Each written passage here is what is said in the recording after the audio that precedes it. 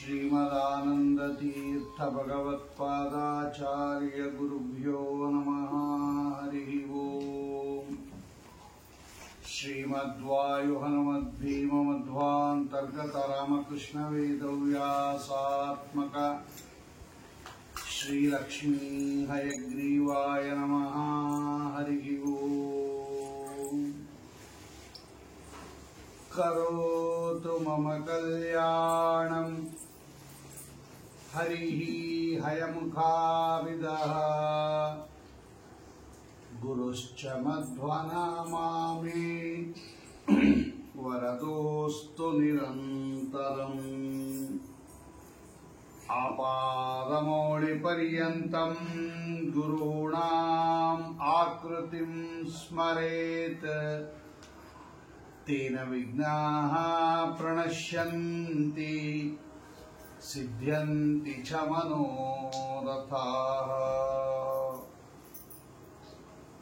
नारायणाय परिपूर्णगुणार्णवाय विश्वोदयस्थितिलयोन्नियतिप्रदाय ज्ञानप्रदाय विबुधासुरसौख्यदुःखसत्कारणाय वितताय नमो नमस्ते।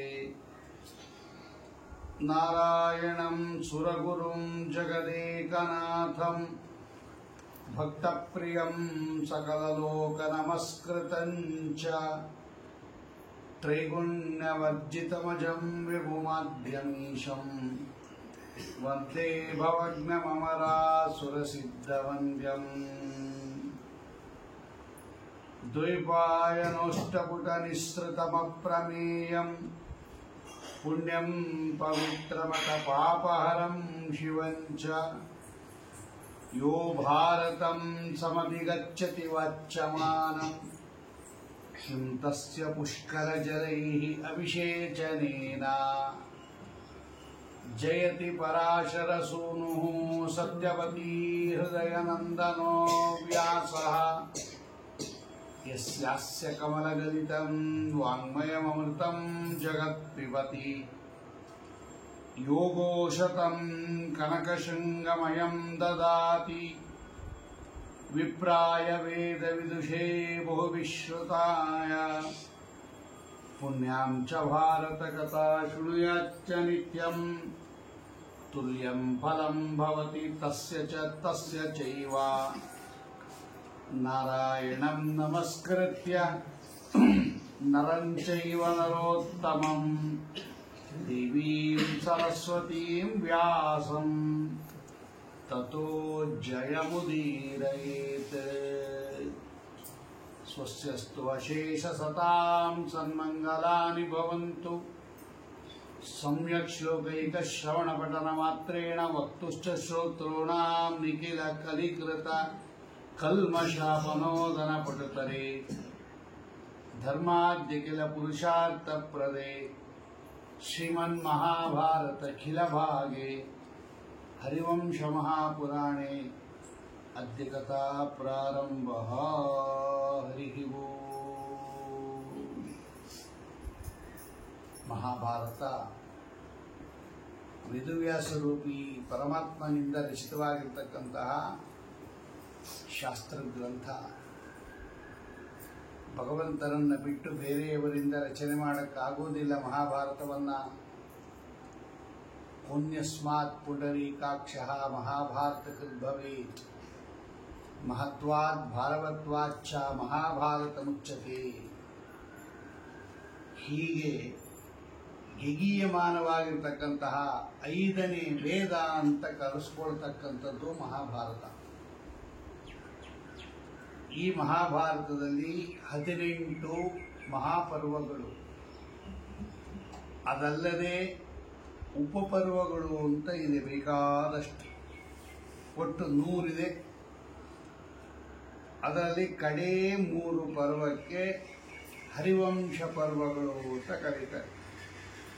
ಮಹಾಭಾರತದ ಕಡೆಯ 3 ಪರ್ವಗಳು ಹರಿವಂಶ ಪರ್ವ, ವಿಷ್ಣು ಪರ್ವ, ಭವಿಷ್ಯತ್ ಪರ್ವ ಅಂತ 3. ಇದೆಲ್ಲ ಆದಿಪರ್ವ ಅಂತ ಮಹಾಭಾರತದಲ್ಲಿ ವೇದವ್ಯಾಸ ದೇವರೇ ಹೇಳುತ್ತಾರೆ ಈ ವಿಷಯಗಳನ್ನು. ಅಂತಹ 3 ಪರ್ವಗಳಿಗೆ ಅದಕ್ಕೇನೆ ಮಹಾಭಾರತ ಹೇಳಿಸಿದ್ರೆ ಹರಿವಂಶ ಬಂದೇ ಬಿಡುತ್ತದೆ, ಕಡೆ 3 ಪರ್ವ ಆದ್ದರಿಂದ. ಆದರೆ ಹರಿವಂಶ ಹೇಳಿದಾಗ ಮಹಾಭಾರತವನ್ನು ಕೇಳಬೇಕಾದ ಅಗತ್ಯ ಇಲ್ಲ. ಹರಿವಂಶ ಒಂದೇ ಪ್ರತ್ಯೇಕವಾಗೂ ಕೇಳಬಹುದು. ಯದ್ಯಪಿ ಅದು ಮಹಾಭಾರತಕ್ಕೆ ಸೇರಿದ್ರೂ ಕೂಡ ಹರಿವಂಶವನ್ನ ಪ್ರತ್ಯೇಕವಾಗಿ ಅದನ್ನು ಒಂದು ಪುರಾಣ ಅಂತ ಕರೆದ್ಬಿಟ್ಟಿದ್ದಾರೆ. ಹರಿವಂಶ ಮಹಾಪುರಾಣ. ಯದ್ಯಪಿ ಅದು ಮಹಾಭಾರತಕ್ಕೆ ಸೇರಿದ್ದದು.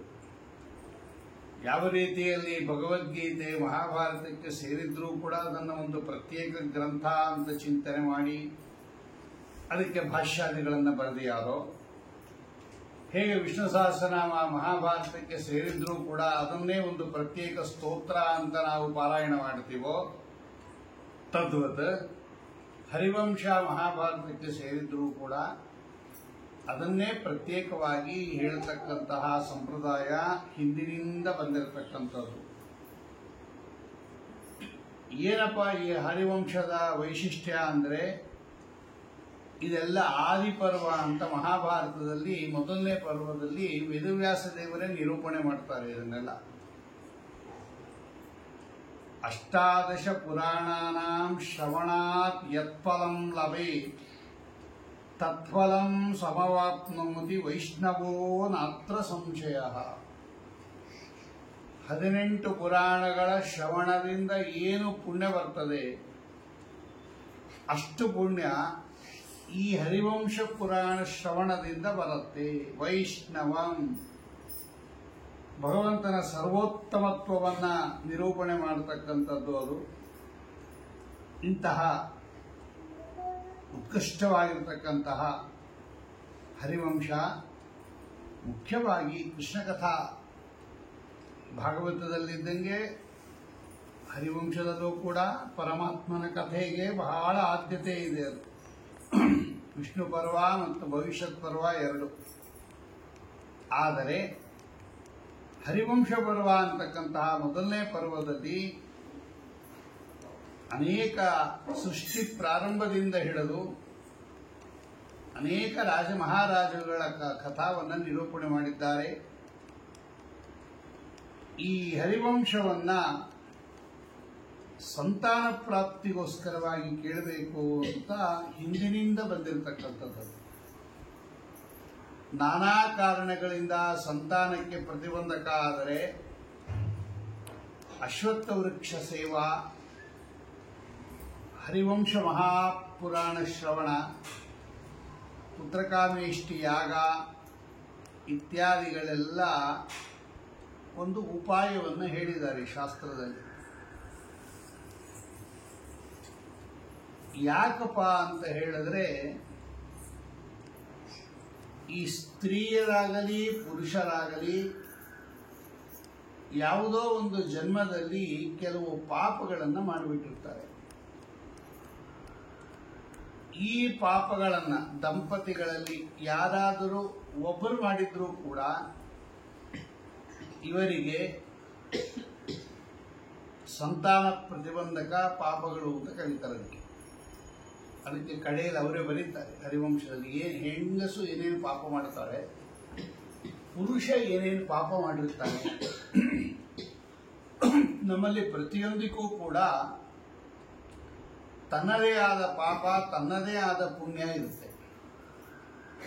ಈ ಯಾವುದೋ ಬೇರೆ ಕಾರ್ಯದಿಂದ ನಮ್ಗೆ ಪುಣ್ಯ ಬಂದಿರುತ್ತೆ, ಆ ಪುಣ್ಯ ತಗೊಂಡು ಸಂತಾನ ಕೊಡಲ್ಲ ಭಗವಂತ.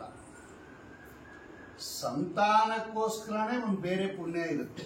ಹಿಂಗೆ ನಮ್ಮಲ್ಲೆಲ್ಲ ಪುಣ್ಯಗಳು ಓವರಾಲ್ ಪುಣ್ಯ ಇದ್ರೆ ಓವರಾಲ್ ಏನೋ ಒಂದು ಕೊಟ್ಟು ಬಿಡೋದು ಅಂತ ಹಂಗಿಲ್ಲ. ಇಂತಿಂತ ಪುಣ್ಯ ಇಂತಿಂತ ಫಲಕ್ಕೆ ಕಾರಣ ಅಂತಾನೆ ಇದೆ. ಉದಾಹರಣೆಗೆ ಶ್ವೇತರಾಜ ಅಂತ ಒಬ್ಬ ರಾಜ ಇದ್ದ. ಬೇಕಾದಷ್ಟು ಯಜ್ಞಯಾಗಾದಿಗಳು ಮಾಡಿದ. ಅವನು ಬ್ರಹ್ಮಲೋಕಕ್ಕೆ ಹೋದ. ಆ ಯಜ್ಞ ಮಾಡಿದ್ದಕ್ಕೆ ಪುಣ್ಯ ಅವನು ಬ್ರಹ್ಮಲೋಕಕ್ಕೆ ಹೋದ. ಆದರೆ ಅಲ್ಲಿ ಮಹಾ ಹಸಿವು ಅವನಿಗೆ. ಎಷ್ಟು ಹಸಿವು ಆ ವ್ಯಕ್ತಿಗೆ ಅಂದ್ರೆ ಭೂಲೋಕಕ್ಕೆ ಬಂದು ತನ್ನ ಹೆಣವನ್ನ ತಾನೇ ಕಿತ್ಕೊಂಡು ತಿನ್ನುವಂತ ಹಸಿವು ಅವನಿಗೆ. ಇಲ್ಲಿ ಸತ್ತೋದ್ನಲ್ಲ, ಅವನ ಶರೀರ ಹಂಗೆ ಉಳ್ಕೊಂಡ್ಬಿಡ್ತು ಆ ಕಾಡಲ್ಲಿ. ಅವನು ಪ್ರತಿದಿನ ಬ್ರಹ್ಮಲೋಕದಿಂದ ಭೂಲೋಕಕ್ಕೆ ಬಂದು ತನ್ನ ಶವದ ಹೆಣದ ಆ ಮಾಂಸವನ್ನ ತಿಂದುಬಿಟ್ಟು ಹೋಗೋನಂತೆ.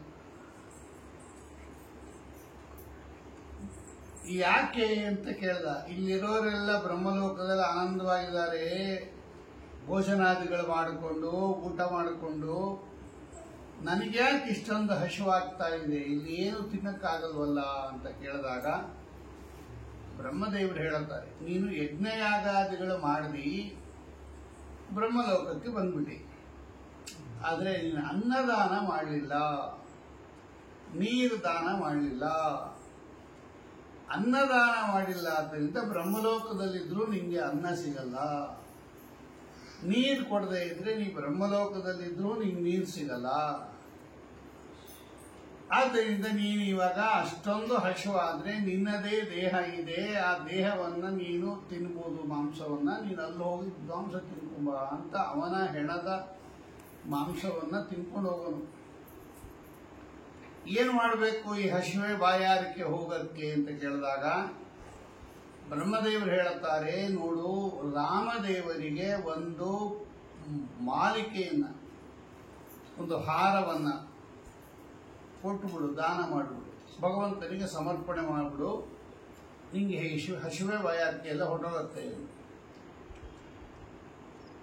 ಅಗಸ್ತ್ಯ ಋಷಿಗಳ ಕೈಲಿ ಕೊಟ್ಬಿಡು, ಇದೇ ಪರಮಾತ್ಮ ನಾರಾಯಣ ರಾಮದೇವರಾಗಿ ಅವತಾರ ಮಾಡ್ಯಾನೀಗ, ನೀನು ಅಗಸ್ತ್ಯ ಋಷಿಗಳ ಈ ಸಲ ಹೆಣ ತಗೊಂಡು ತಿನ್ನಕ್ಕೆ ಹೋದಾಗ ಅಲ್ಲಿ ಅಗಸ್ತ್ಯ ಋಷಿಗಳು ಬರ್ತಾರೆ, ಅವರ ಕೈಲಿ ಒಂದು ಮಾಲೆಯನ್ನ ಕೊಟ್ಟುಬಿಡು, ರತ್ನಖಚಿತ ಮಾಲೆಯನ್ನ.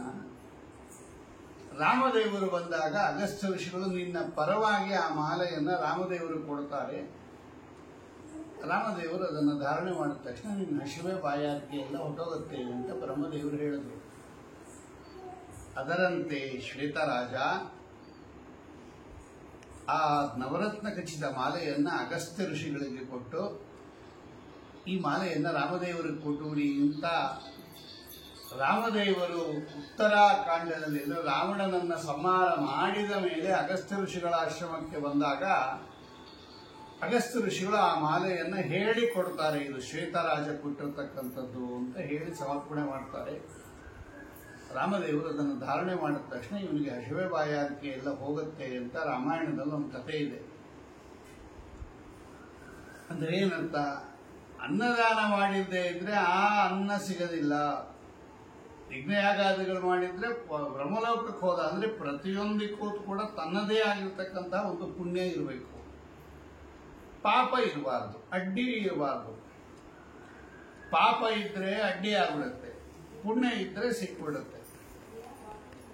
ಸಂತಾನ ಪ್ರತಿಬಂಧಕ ಪಾಪಗಳು ಯಾವೆಲ್ಲ ಮಾಡಿಬಿಟ್ಟಿರ್ತೀವಿ ಅನೇಕ ಜನ್ಮಗಳಲ್ಲಿ, ಅವ್ರಿಗೂ ಬೇಕಾದ ಜನ್ಮ ಆಗಿರುತ್ತೆ. ಸ್ತ್ರೀಗಾಗಲಿ ಪುರುಷರಿಗಾಗಲಿ ಯಾವುದೋ ಒಂದು ಜನ್ಮದಲ್ಲಿ ಇಂಥದ್ದು ಮಾಡಿಬಿಟ್ಟಿರ್ತಾರೆ. ಅಂತ ಸಂದರ್ಭದಲ್ಲಿ ಏನ್ ಮಾಡ್ಬೇಕು, ಇವಾಗ ಗೊತ್ತಾಯ್ತು ನಮ್ಗೆ, ಆವಾಗ ಮಾಡ್ಬಿಟ್ಟಿದ್ವಿ, ಈಗ ಗೊತ್ತಾಯ್ತಲ್ಲ ಏನ್ ಮಾಡೋದು ಅಂದಾಗ ಹರಿವಂಶ ಹೇಳುತ್ತೆ, ನನ್ನ ಪುರಾಣವನ್ನ ಕೇಳ್ರಿ, ಆ ಪಾಪ ಎಲ್ಲ ತೆಗೆದು ಬಿಡ್ತೀನಿ ನಾನು. ಆ ಪಾಪ ಹೊಟ್ಟೋದಾಗ ಸಂತಾನ ಆಗುತ್ತೆ ಅಂತ ಹರಿವಂಶದಲ್ಲೇ ಇದೆ. ಎಲ್ಲ ವಿಷಯ ಮುಂದೆ ಇದೆ, ಅದಕ್ಕೆ ಪ್ರಾರಂಭದಲ್ಲೇ ಹೇಳಿದೆ. ಅದು ಅಪುಷ್ಪವತಿ ಆಗತಕ್ಕಂಥದ್ದು ಅಂದ್ರೆ ಅವರು ರಜಸ್ವಲನೇ ಆಗೋದಿಲ್ಲ, ಪುಷ್ಪವತಿನೇ ಆಗೋದಿಲ್ಲ, ಗರ್ಭಧಾರಣೆಗೆ ಯೋಗ್ಯಳೇ ಆಗೋದಿಲ್ಲ. ಅದೊಂದು ಯೋಗ್ಯಳಾದರೂ ಕೂಡ ಮೃತಕೃತ್ಯಸ್ಯ ಜಾಯತೆ, ಸತ್ತ ಮಕ್ಕಳು ಹುಟ್ಟುತ್ತಾರೆ ಕೆಲವರಿಗೆ. ಮೊದಲು ಅವಳು ಪುಷ್ಪವತಿನೇ ಆಗೋದಿಲ್ಲ, ಅದೊಂದು ದೋಷ. ಇದರ ಸ್ತ್ರೀ ದೋಷಗಳು. ಪುಷ್ಪವತಿ ಆದರೂ ಕೂಡ ಮೃತವತ್ಸಹ ಪ್ರಜಾಯತೆ, ಹೊಟ್ಟೆಲೆ ಕೂಸು ಸತ್ತೋಗಿ ಹುಟ್ಟತ್ತೆ ಕೆಲವರಿಗೆ ಕಾಕವಂದ್ಯ ಅಂತ ಒಂದೇ ಒಂದು ಮಗುವಾಗಿ ನಿಂತೋಗ್ಬಿಡುತ್ತೆ. ಕಾಗೆಗೆ ಒಂದು ಕಣ್ಣಿರುತ್ತಲ್ಲ, ಅದಕ್ಕೆ ಅವರಿಗೆ ಕಾಕವಂದ್ಯ ಅಂತ ಕರೀತಾರೆ ಶಾಸ್ತ್ರದಲ್ಲಿ. ಕೆಲವ್ರಿಗೆ ಹಂಗಾಗುತ್ತೆ, ಕೆಲವರಿಗೆ ಸಂತಾನನೇ ಆಗೋದಿಲ್ಲ, ಕೆಲವರಿಗೆ ಗರ್ಭಸ್ರಾವ ಆಗುತ್ತೆ. ಈ ಎಲ್ಲಗಳು ಉಂಟು, ಅಷ್ಟೂ ಉಂಟು. ಅವ್ರು ಹಿಂದೆ ಅದಕ್ಕೆ ತಕ್ಕಂತೆ ಪಾಪಗಳು ಮಾಡಿರ್ತಾರೆ. ಇವೆಲ್ಲ ನೋಡಿ, ಇವೆಲ್ಲ ಅವ್ರು ಬರೀತಾರೆ.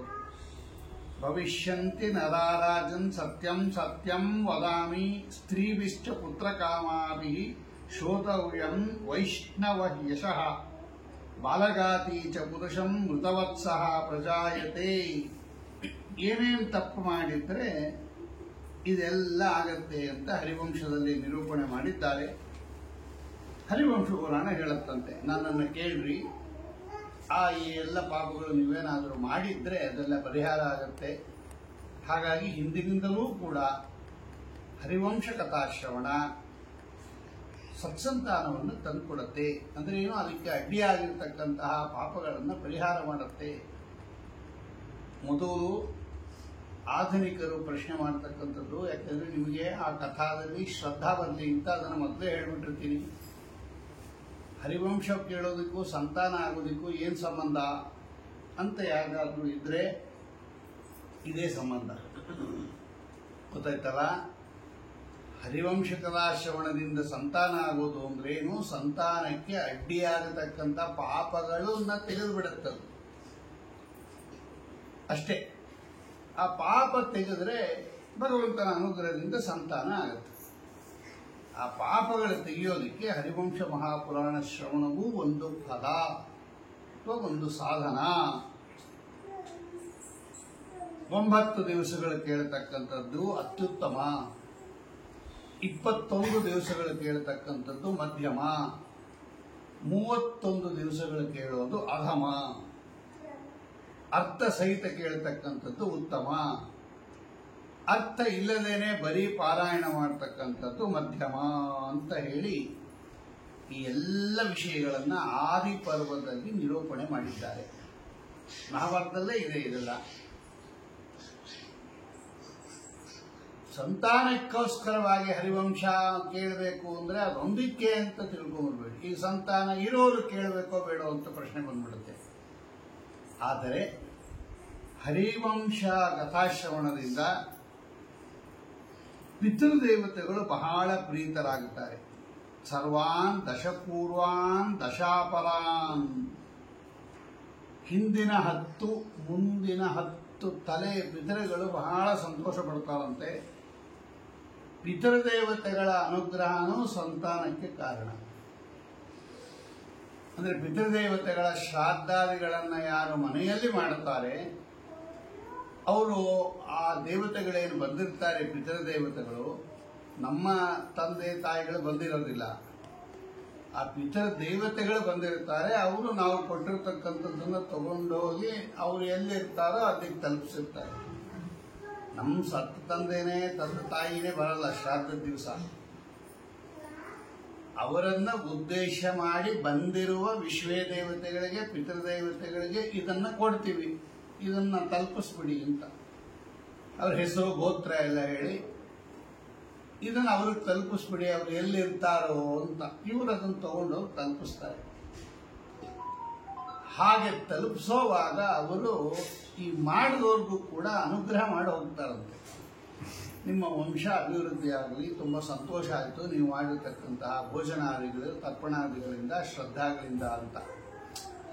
ಅತಯವ ಶ್ರಾದ್ದಗಳನ್ನ ಮನೆಯಲ್ಲಿ ಮಾಡಬೇಕು ಅಂತ ಹಿಂದಿನಿಂದ ಬಂದಿರತಕ್ಕಂಥದ್ದು. ಇಲ್ಲೇ ಮುಂದೆ ಶ್ರಾದ್ದ ಕಲ್ಪ ಅಂತಾನೆ ಒಂದು ಭಾಗ ಇದೆ. ಆ ಸಂದರ್ಭದಲ್ಲಿ ಪಿತೃದೇವತೆಗಳು ಯಾರ್ಯಾರು ಇರ್ತಾರೆ, ಎಷ್ಟೆಷ್ಟು ಇರ್ತಾರೆ, ಯಾವ ಗುಂಪು, ಮೂರ್ತಗಣ ಅಂದ್ರೇನು, ಅಮೂರ್ತಗಣ ಅಂದ್ರೇನು ಅನ್ನೋದನ್ನ ಪಿತೃಕಲ್ಪ ಅಂತ ಹರಿವಂಶದಲ್ಲೇ ಹೇಳಿದ್ದಾರೆ. ಅದನ್ನ ಪಿತೃದೇವತೆಗಳ ಶ್ರಾದ್ದ ಬಹಳ ಮುಖ್ಯ. ಅದರಲ್ಲೂ ಕೂಡ ಈ ಪಿತಾಮಹ ಇದಾವಲ್ಲ ಆ ಮಧ್ಯದವರು, ಅವರ ಅನುಗ್ರಹ ತುಂಬಾ. ಕೆಲವು ಕಡೆ ಆ ಪಾರ್ವಣವನ್ನ ತಿನ್ನಕ್ಕೆ ಕೊಟ್ಬಿಡ್ತಾರೆ ಹೆಣ್ಣು ಮಗಳಿಗೆ. ಅದನ್ನು ತಿಂದ್ರೆ ಅವಳು ಗರ್ಭಧಾರಣೆ ಮಾಡ್ತಾರೆ ಅಂತ. ಅಷ್ಟು ಮುಖ್ಯ ಆದ ಮಧ್ಯದ ಪಾರ್ವಣ ಪಿಂಡ. ಹಾಗಾಗಿ ಪಿತೃದೇವತೆಗಳು ಬಹಳ ತೃಪ್ತಿ ಪಡ್ತಾರೆ. ಅನೇಕ ಯಜ್ಞಯಾಗಾದಿಗಳು ಮಾಡಿರ್ತಕ್ಕಂತಹ ಪುಣ್ಯ ಬರುತ್ತೆ. ಭ್ರೂಣಹತ್ಯ, ಬ್ರಹ್ಮಹತ್ಯ, ಗೋಹತ್ಯ, ಸುರಾಪಾನ ಈ ಎಲ್ಲ ಪಾಪಗಳು ಕೂಡ ಹರಿವಂಶ ಕಥಾಶ್ರವಣದಿಂದ ಪರಿಹಾರ ಆಗುತ್ತೆ. ಹಾಗಾಗಿ ಬರೀ ಸಂತಾನ ಇಲ್ಲದೆ ಇರೋರು ಮಾತ್ರ ಕೇಳಬೇಕು ಅಂತ ಇಟ್ಕೋಬೇಡ್ರಿ. ಪ್ರತಿಯೊಬ್ಬರು ಹರಿವಂಶ ಶ್ರವಣ ಮಾಡಿದಾಗ ಮಹಾಪುಣ್ಯ ಹೇಳಿದ್ದಾರೆ ಅಂತ ಹೇಳಿ ಇಂತಹ ಹರಿವಂಶ ಮಹಾಪುರಾಣವನ್ನ ಎಷ್ಟು ಶ್ರದ್ಧೆಯಿಂದ ಕೇಳ್ತಿರೋ ಅಷ್ಟು ಬೇಗ ಫಲ ಆಗುತ್ತೆ. ಅವರು ಬರೀತಾರೆ, ಒಂದು ಆದಿಪರ್ವದಲ್ಲಿ ಅವರು ಬರೀತಾರೆ ವೇದವ್ಯಾಸ ದೇವರು, ಪ್ರಾಗ್ಜನ್ಮ ಜನಿತೆ ಪಾಪೆ ಕ್ಷೀಣೇ ವೈ ಜನಮೇ ಜಯ ಋತು ಮಧ್ಯೆ ಏಕ ದ್ವೇ ತ್ರೀಣಿ ಚತ್ವಾರಿ ಪಂಚ ಷಟ್ ಸಪ್ತ ಅಷ್ಟ ನವ ದಶ ಮಾಸೆ ದೋಹದಂ ನಿಶ್ಚಯಂ ಭವೇ ವ್ಯಾಸೇನ ಉಕ್ತಂ ಇದಂ ಪುಣ್ಯಂ ವಂದ್ಯಾ ಗರ್ಭಸ್ಥ ಲಕ್ಷಣಂ. ಅಂದ್ರೇನು ಅಂದ್ರೆ ಹಿಂದಿನ ಜನ್ಮದಲ್ಲಿ ಮಾಡಿದ ಪಾಪ ಪರಿಹಾರ ಆದ ತಕ್ಷಣ, ಅಂದ್ರೆ ಹರಿವಂಶ ಕಥಾಶ್ರವಣವನ್ನ ಭಕ್ತಿಯಿಂದ ಕೇಳಿದಾಗ ಪ್ರಾಗ್ವಂಶ ಜನಿತೆ ಪುಣ್ಯೇ ಕ್ಷೀಣೆ ಪಾಪೆ, ಹಿಂದಿನ ಜನ್ಮದ ಪಾಪಗಳು ನಾಶವಾದಾಗ 1, 2, 3, 4, 5, 6, 7, 8, 9, 10 ತಿಂಗಳ ಒಳಗಾಗಿ ಆ ಹೆಣ್ಣು ಮಗಳು ಗರ್ಭಧಾರಣೆ ಮಾಡ್ತಾಳೆ ಅಂತ ಇದೆ ಹರಿವಂಶದಲ್ಲಿ. ಅದೇ ಅಷ್ಟೊಂದು ಕೊಟ್ರಿ ಅಂದ್ರೆ ನೀವು ಎಷ್ಟು ಶ್ರದ್ಧೆಯಿಂದ ಮಾಡ್ತೀರೋ ಅಷ್ಟು ಬೇಗ 1 ತಿಂಗಳಿಗೆ ಸಾಕು. ಹರಿವಂಶ ಕಥಾಶ್ರವಣ ಮಾಡಿದ ಒಂದೇ ತಿಂಗಳಿಗೆ ಗರ್ಭಧಾರಣೆ ಮಾಡಬಹುದು. 10 ತಿಂಗಳ ಟೈಮ್ ಇರುತ್ತದೆ, 1ರಿಂದ 10 ನಿಶ್ಚಯವಾಗಿ ಅವಳು ಗರ್ಭಧಾರಣೆ ಮಾಡ್ತಾಳೆ ಅಂತ ವೇದವ್ಯಾಸದೇವರು ಹೇಳಿದ್ದಾರೆ. ಹಾಗಾಗಿ ಜೀವನನ್ನ ಗರ್ಭದೊಳಗೆ ಸೇರಿಸೋದು ಭಗವಂತ. ಇಲ್ಲೆಲ್ಲ ಆಧುನಿಕರು ಪ್ರಶ್ನೆ ಮಾಡ್ತಾರೆ, ಬರೀ ಅದು ಗಂಡ ಹೆಂಡತಿಗೆ ಸಂಬಂಧಪಟ್ಟದ್ದು, ಭಗವಂತನ ಕೆಲಸ ಏನಲ್ಲಿ ಅಂತ ನೋಡ್ರಿ. ಅದನ್ನು ತಿಳ್ಕೊಂಡ್ಬಿಡ್ರಿ. ಹೆಣ್ಣು ಗಂಡುಗಳ ಸಮಾಗಮದಿಂದ ದೇಹ ಉತ್ಪತ್ತಿ ಆಗತ್ತೆ ಅಷ್ಟೇ. ಆ ಒಳಗಡೆ ಇರುವ ಜೀವ ಪರಮಾತ್ಮ ಸೇರಿಸ್ಬೇಕು ಅದರೊಳಗೆ. ಜೀವನನ್ನ ಪರಮಾತ್ಮ ಎಲ್ಲಿ ತನಕ ಪುರುಷನ ದೇಹದೊಳಗೆ ಸೇರಿಸೋದಿಲ್ಲ, ಅಲ್ಲಿ ತನಕ ಸತ್ಸಂತಾನ ಅಲ್ಲ, ಸಂತಾನ ಆಗೋದೇ ಇಲ್ಲ. ದೇವರ ಕೆಲಸ ಏನು ಅಂತ ನೀವು ಕೇಳಬಹುದು. ಬರೀ ದಂಪತಿಗಳಿದ್ರೆ ಸಾಕಪ್ಪ, ದೇಹೋತ್ಪತ್ತಿ ಆಗುತ್ತೆ. ಯಾರಿಗೆ ದೇಹೋತ್ಪತ್ತಿ ಆಗಬೇಕು? ಜೀವ ಬೇಡವಾ? ಆ ಜೀವ ಎಲ್ಲಿದ್ದಾನೆ ಅಂತ ನಮಗೇನು ಗೊತ್ತು? ಅಂದ್ರೆ ನಿಮಗೆ ಮಗುವಾಗಿ ಹುಟ್ಟತಕ್ಕಂತಹ ಜೀವ ಎಲ್ಲಿದ್ದಾನೆ ಅಂತ ನಿಮಗೇನು ಗೊತ್ತು? ಅವನು ನಿಮ್ಮ ದೇಹದೊಳಗೆ ಬರಬೇಡವಾ? ಅದನ್ನು ಸೇರಿಸೋನು ಯಾರು? ಅದು ಪರಮಾತ್ಮ. ಆದ್ದರಿಂದ ಪರಮಾತ್ಮನನ್ನ ಪ್ರಾರ್ಥನೆ ಮಾಡಿದಾಗ ನಮಗೆ ಯಾವ ಮಗನಾಗಿ ಬರಬೇಕು, ಯಾವ ಜೀವ ಅಂತ ಇದೆಯೋ ಆ ಜೀವನನ್ನ ಮೊದಲು ಈ ಪುರುಷನ ದೇಹದೊಳಗೆ ಸೇರಿಸ್ತಾನೆ ಭಗವಂತ. ಅವನು ತಿಂದ ಅನ್ನದ ಮೂಲಕ ಅದು ವೀರ್ಯವಾಗಿ ತಾಯಿಯ ಉದರವನ್ನ, ಅಂದ್ರೆ ಹೆಂಡತಿಯ ಉದರವನ್ನ ಸೇರುತ್ತೆ. ಅಲ್ಲಿ ಆ ಕೂಸಿಗೆ ತಿಂಗಳಿಗೆ ಇಷ್ಟಿಷ್ಟು ಅವಯವ ಅಂತ ಬರುತ್ತೆ. ಕಪಿಲೋಪಾಖ್ಯಾನದಲ್ಲಿ ಭಾಗವತಲ್ಲಿ ಹೇಳುತ್ತೆ. 9 ತಿಂಗಳು ಪೂರ್ಣವಾಗಿ ಬೆಳೆದ ಮೇಲೆ 10ನೇ ತಿಂಗಳಲ್ಲಿ ಹೊರಗೆ ಬರುತ್ತೆ. ಇದು ವಿಷಯ ಕಪಿಲೋಪಾಖ್ಯಾನದಲ್ಲಿ ಭಗವಂತ ಹೇಳ್ತಾನೆ. ಹಾಗಾಗಿ ಜೀವನನ್ನ ಒಳಗೆ ಸೇರಿಸೋದಿದೆಯಲ್ಲ, ಇದು ಭಗವಂತನೇ ಸೇರಿಸಬೇಕು. ಇದು ಡಾಕ್ಟರ್ಗಳೆಲ್ಲ ಮಾಡೋಕ್ಕಾಗಲ್ಲ. ಹಾಗಾಗಿ ಎಲ್ಲರೂ ಕೂಡ ಹರಿವಂಶವನ್ನು ಕೇಳಬೇಕು. ಅಲ್ಲ, ಹರಿವಂಶವನ್ನು ಕೇಳದೇ ಇದ್ರೂ ಎಷ್ಟೋ ಜನಕ್ಕೆ ಸಂತಾನ ಆಗಿದೆಯಲ್ಲ ಅಂತ ನೀವು ಕೇಳ್ಬೋದು. ಅವ್ರಿಗೆ ಪಾಪ ಇರೋದಿಲ್ಲ. ಪಾಪ ಇದ್ದವ್ರಿಗೆ ಅಡ್ಡಿ ಆಗತ್ತೆ ಹೊರತು ಪಾಪ ಇಲ್ಲದೆ ಇರೋರಿಗೆ ಏನು ತೊಂದರೆ ಇಲ್ಲ. ಯಾರ್ಯಾರಿಗೆ ಹರಿವಂಶ ಕಥಾಶ್ರವಣ ಇಲ್ಲದೇನೆ ಸಂತಾನ ಆಗಿದೆ ಅವರಿಗೆ ಅಡ್ಡಿ ಆಗೋ ಪಾಪಗಳು ಹಿಂದಿನ ಜನದಲ್ಲಿ ಮಾಡಿರಲ್ಲ. ಅಡ್ಡಿ ಆದವರಿಗೆ ಮಾತ್ರ ಹರಿವಂಶ ಶ್ರವಣದಿಂದ ವಿಶೇಷ ಅನುಗ್ರಹ ಆಗುತ್ತೆ ಅಂತ ಇಷ್ಟೆಲ್ಲ ನಿಮಗೆ ಆ ಕಥಾದಲ್ಲಿ ಶ್ರದ್ಧಾ ಬರಲಿ, ಆಸಕ್ತಿ ಬರಲಿ ಅನ್ನತಕ್ಕಂತಹ ದೃಷ್ಟಿಯಿಂದ ಯದ್ಯಪಿ ಇದೆಲ್ಲ ಮುಂದೆ ಹೇಳಿದ್ದಾರೆ ಅವರು, ಅದನ್ನು ನಾನು ಮೊದಲೇ ಹೇಳಿದ್ದೀನಿ. ಹಾಗಾಗಿ ನೀವು ಎಷ್ಟು ಶ್ರದ್ಧೆಯಿಂದ ಕೇಳ್ತೀರೋ ಅಷ್ಟು ಶ್ರದ್ಧಾಭಕ್ತಿಗೆ ಅನುಗುಣವಾಗಿ ಬೇಗ ಶ್ರದ್ಧಾವಾನ್ ಪುರುಷೋ ಲಭ್ಯತೆ ಜ್ಞಾನಂ ಇದ್ದಂಗೆ ಧಾರ್ಮಿಕ ಆಚರಣೆಗಳಲ್ಲಿ ಶ್ರದ್ಧೆ, ನಂಬಿಕೆ, ಆಸ್ತಿಕ್ಯ ಭಾವ, ಭಕ್ತಿ, ಸ್ವಾಮಿ ಕೊಡ್ತಾನೆ ಅನ್ನತಕ್ಕಂತಹ ಚಿಂತನೆ ಇವೆಲ್ಲ ಇರಬೇಕು. ಸತ್ಸಂತಾನ ಬೇರೆ ಆಗಬೇಕು. ಅಂಗಹೀನವಾಗಿರ್ತಕ್ಕಂತಹ ಮಕ್ಕಳು ಹುಟ್ಟೋದು, ದುಷ್ಟ ಮಕ್ಕಳು ಹುಟ್ಟೋದು, ಇವೆಲ್ಲ ಪೂರ್ವಜನ್ಮದ ಪಾಪದ ಫಲ. ಭಾಗವತದಲ್ಲಿ ವೇನನ ಕಥೆ ಇಲ್ಲೇ ನೋಡ್ತೀವಿ ನಾವು. ಹಾಗಾಗಿ ಯಾವುದೂ ಇಲ್ಲದೆ ಸತ್ಸಂತಾನ ಆಗಬೇಕಾದ್ರೆ ಹರಿವಂಶ ಕಥಾಶ್ರವಣವನ್ನು ಭಕ್ತಿಯಿಂದ ಕೇಳಬೇಕು ಅಂತ ಹೇಳಿ, ಇದೆಲ್ಲ ಈ ಹರಿವಂಶ ಅಂತ ಯಾಕೆ ಹೆಸರಿದ್ದಾರಪ್ಪ ಅಂದರೆ ಇದು ಅಲ್ಲಿಂದ ಪ್ರಾರಂಭ ಆಗುತ್ತೆ, ಭಗವಂತನಿಂದ ಪ್ರಾರಂಭ ಆಗುತ್ತೆ. ಪ್ರಳಯ ಕಾಲದಲ್ಲಿ ಸ್ವಾಮಿ ಒಬ್ಬನೇ ಇರ್ತಾನೆ, ಅಲ್ಲಿಂದ ಇದು ಉತ್ಪನ್ನವಾಗುವುದರಿಂದ ಇದಕ್ಕೆ ಹರಿವಂಶ, ಹರಿವಂಶ ಮಹಾಪುರಾಣ ಅಂತ ಕರೀತಾರೆ. ಅಂತಹ ಶ್ರೇಷ್ಠವಾಗಿರ್ತಕ್ಕಂತಹ ಭಗವಂತನ ಅನುಗ್ರಹದಿಂದ ಯಥಾಶಕ್ತಿ ನಾವು ಚಿಂತನೆ ಮಾಡಬಹುದು ಅಂತ ಹೇಳಿ ಇದನ್ನು ಓದ್ದೋರಿಗೆ, ಬರೆದೋರಿಗೆ, ಶ್ರವಣ ಮಾಡಿದವರಿಗೆ ಎಲ್ಲರಿಗೂ ಕೂಡ ವಿಶೇಷವಾಗಿರ್ತಕ್ಕಂತಹ ಈ ಹರಿವಂಶ ಅನುಗ್ರಹ ಮಾಡುತ್ತೆ ಅಂತ ಹೇಳಿ ನೈಮಿಷಾರಣ್ಯದಲ್ಲಿ ಸೂತಾಚಾರ್ಯರು ಶೌನಕಾದಿಗಳಿಗೆಲ್ಲ ವಿಶೇಷವಾಗಿರ್ತಕ್ಕಂತಹ ಪುರಾಣವನ್ನು ಹೇಳಿಸಿರ್ತಕ್ಕಂಥದ್ದು. ಆಗ ಒಂದಿನ ಕೇಳ್ತಾರಂತೆ ಅವರು, ನೈಮಿಷಾರಣ್ಯೇ ಕುಲಪತಿ ಶೌನಕಃ ತಂ ಮಹಾಬುದ್ಧಂ ಮನಾಮುನಿ ಸೌತಿಂ ಪಪ್ರಚ್ಛ ಧರ್ಮಾತ್ಮ ಸರ್ವಶಾಸ್ತ್ರ ವಿಶಾರದಃ. ನೈಮಿಷಾರಣ್ಯದಲ್ಲಿ ಕುಲಪತಿಗಳು ಅವರು ಶೌನಕರು. ಅಂತಹ ಶೌನಕರು ಒಮ್ಮೆ ಸೌತಿ ಅಂದರೆ ಸೂತರ ಮಗ, ರೋಮಹರ್ಷಣರ ಮಕ್ಕಳು ಉಗ್ರಶ್ರವ ಅಂತ ಅವರ ಹೆಸರು.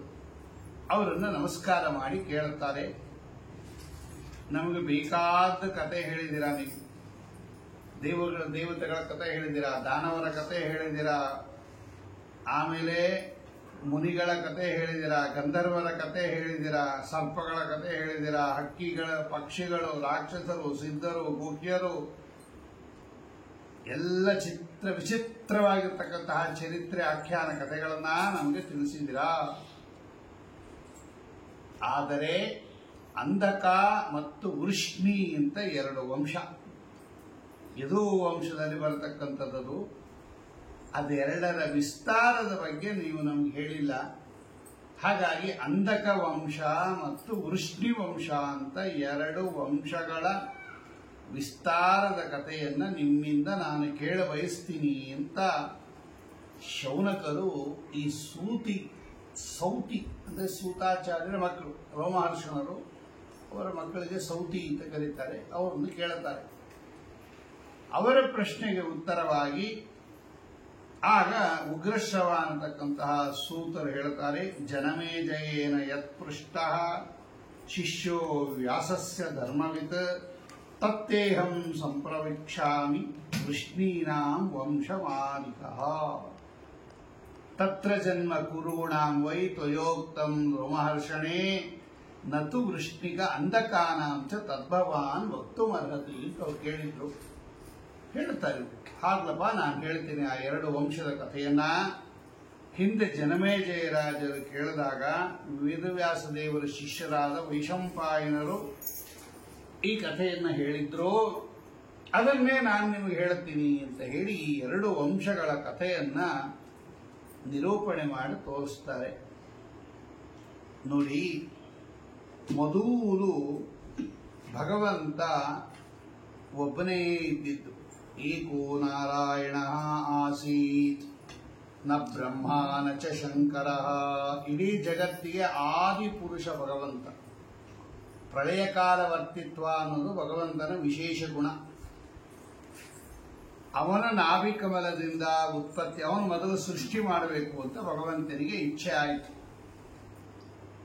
ಆಗ ಅವನೇನು ಮಾಡಿದ, ಮೊದಲು ಈ ಜಡ ಪ್ರಕೃತಿ, ಅವಳ ಹೆಂಡತಿ ಲಕ್ಷ್ಮೀದೇವಿಯಿಂದ ಅಭಿಮನ್ಯವಾಗಿರ್ತಕ್ಕಂತಹ ಜಡ ಪ್ರಕೃತಿ, ಉಪಾದಾನ ಕಾರಣ ಅಂತ ಕರೀತಾರೆ ನಮ್ಮಲ್ಲಿ. ಆ ಉಪಾದಾನ ಕಾರಣವನ್ನು ಸ್ವೀಕಾರ ಮಾಡಿ ಏನು ಮಾಡಿದ, ಮೊದಲು ಬ್ರಹ್ಮದೇವರನ್ನೂ ಪಡೆದ, ಬ್ರಹ್ಮದೇವರಿಗೆ ಶರೀರ ಅನ್ನಿಸ್ತಕ್ಕಂತಹ ಮಹತ್ತತ್ವವನ್ನು ಸೃಷ್ಟಿ ಮಾಡಿದ ಭಗವಂತ. ಆ ಮಹತ್ತತ್ವಕ್ಕೆ ಇನ್ಸ್ವಲ್ಪ ಗುಣಗಳನ್ನೆಲ್ಲ ಸೇರಿಸಿ ಅಹಂಕಾರ ತತ್ವ ನಿರ್ಮಾಣ ಮಾಡಿದ. ಅದು ರುದ್ರದೇವರಿಗೆ ಶರೀರ.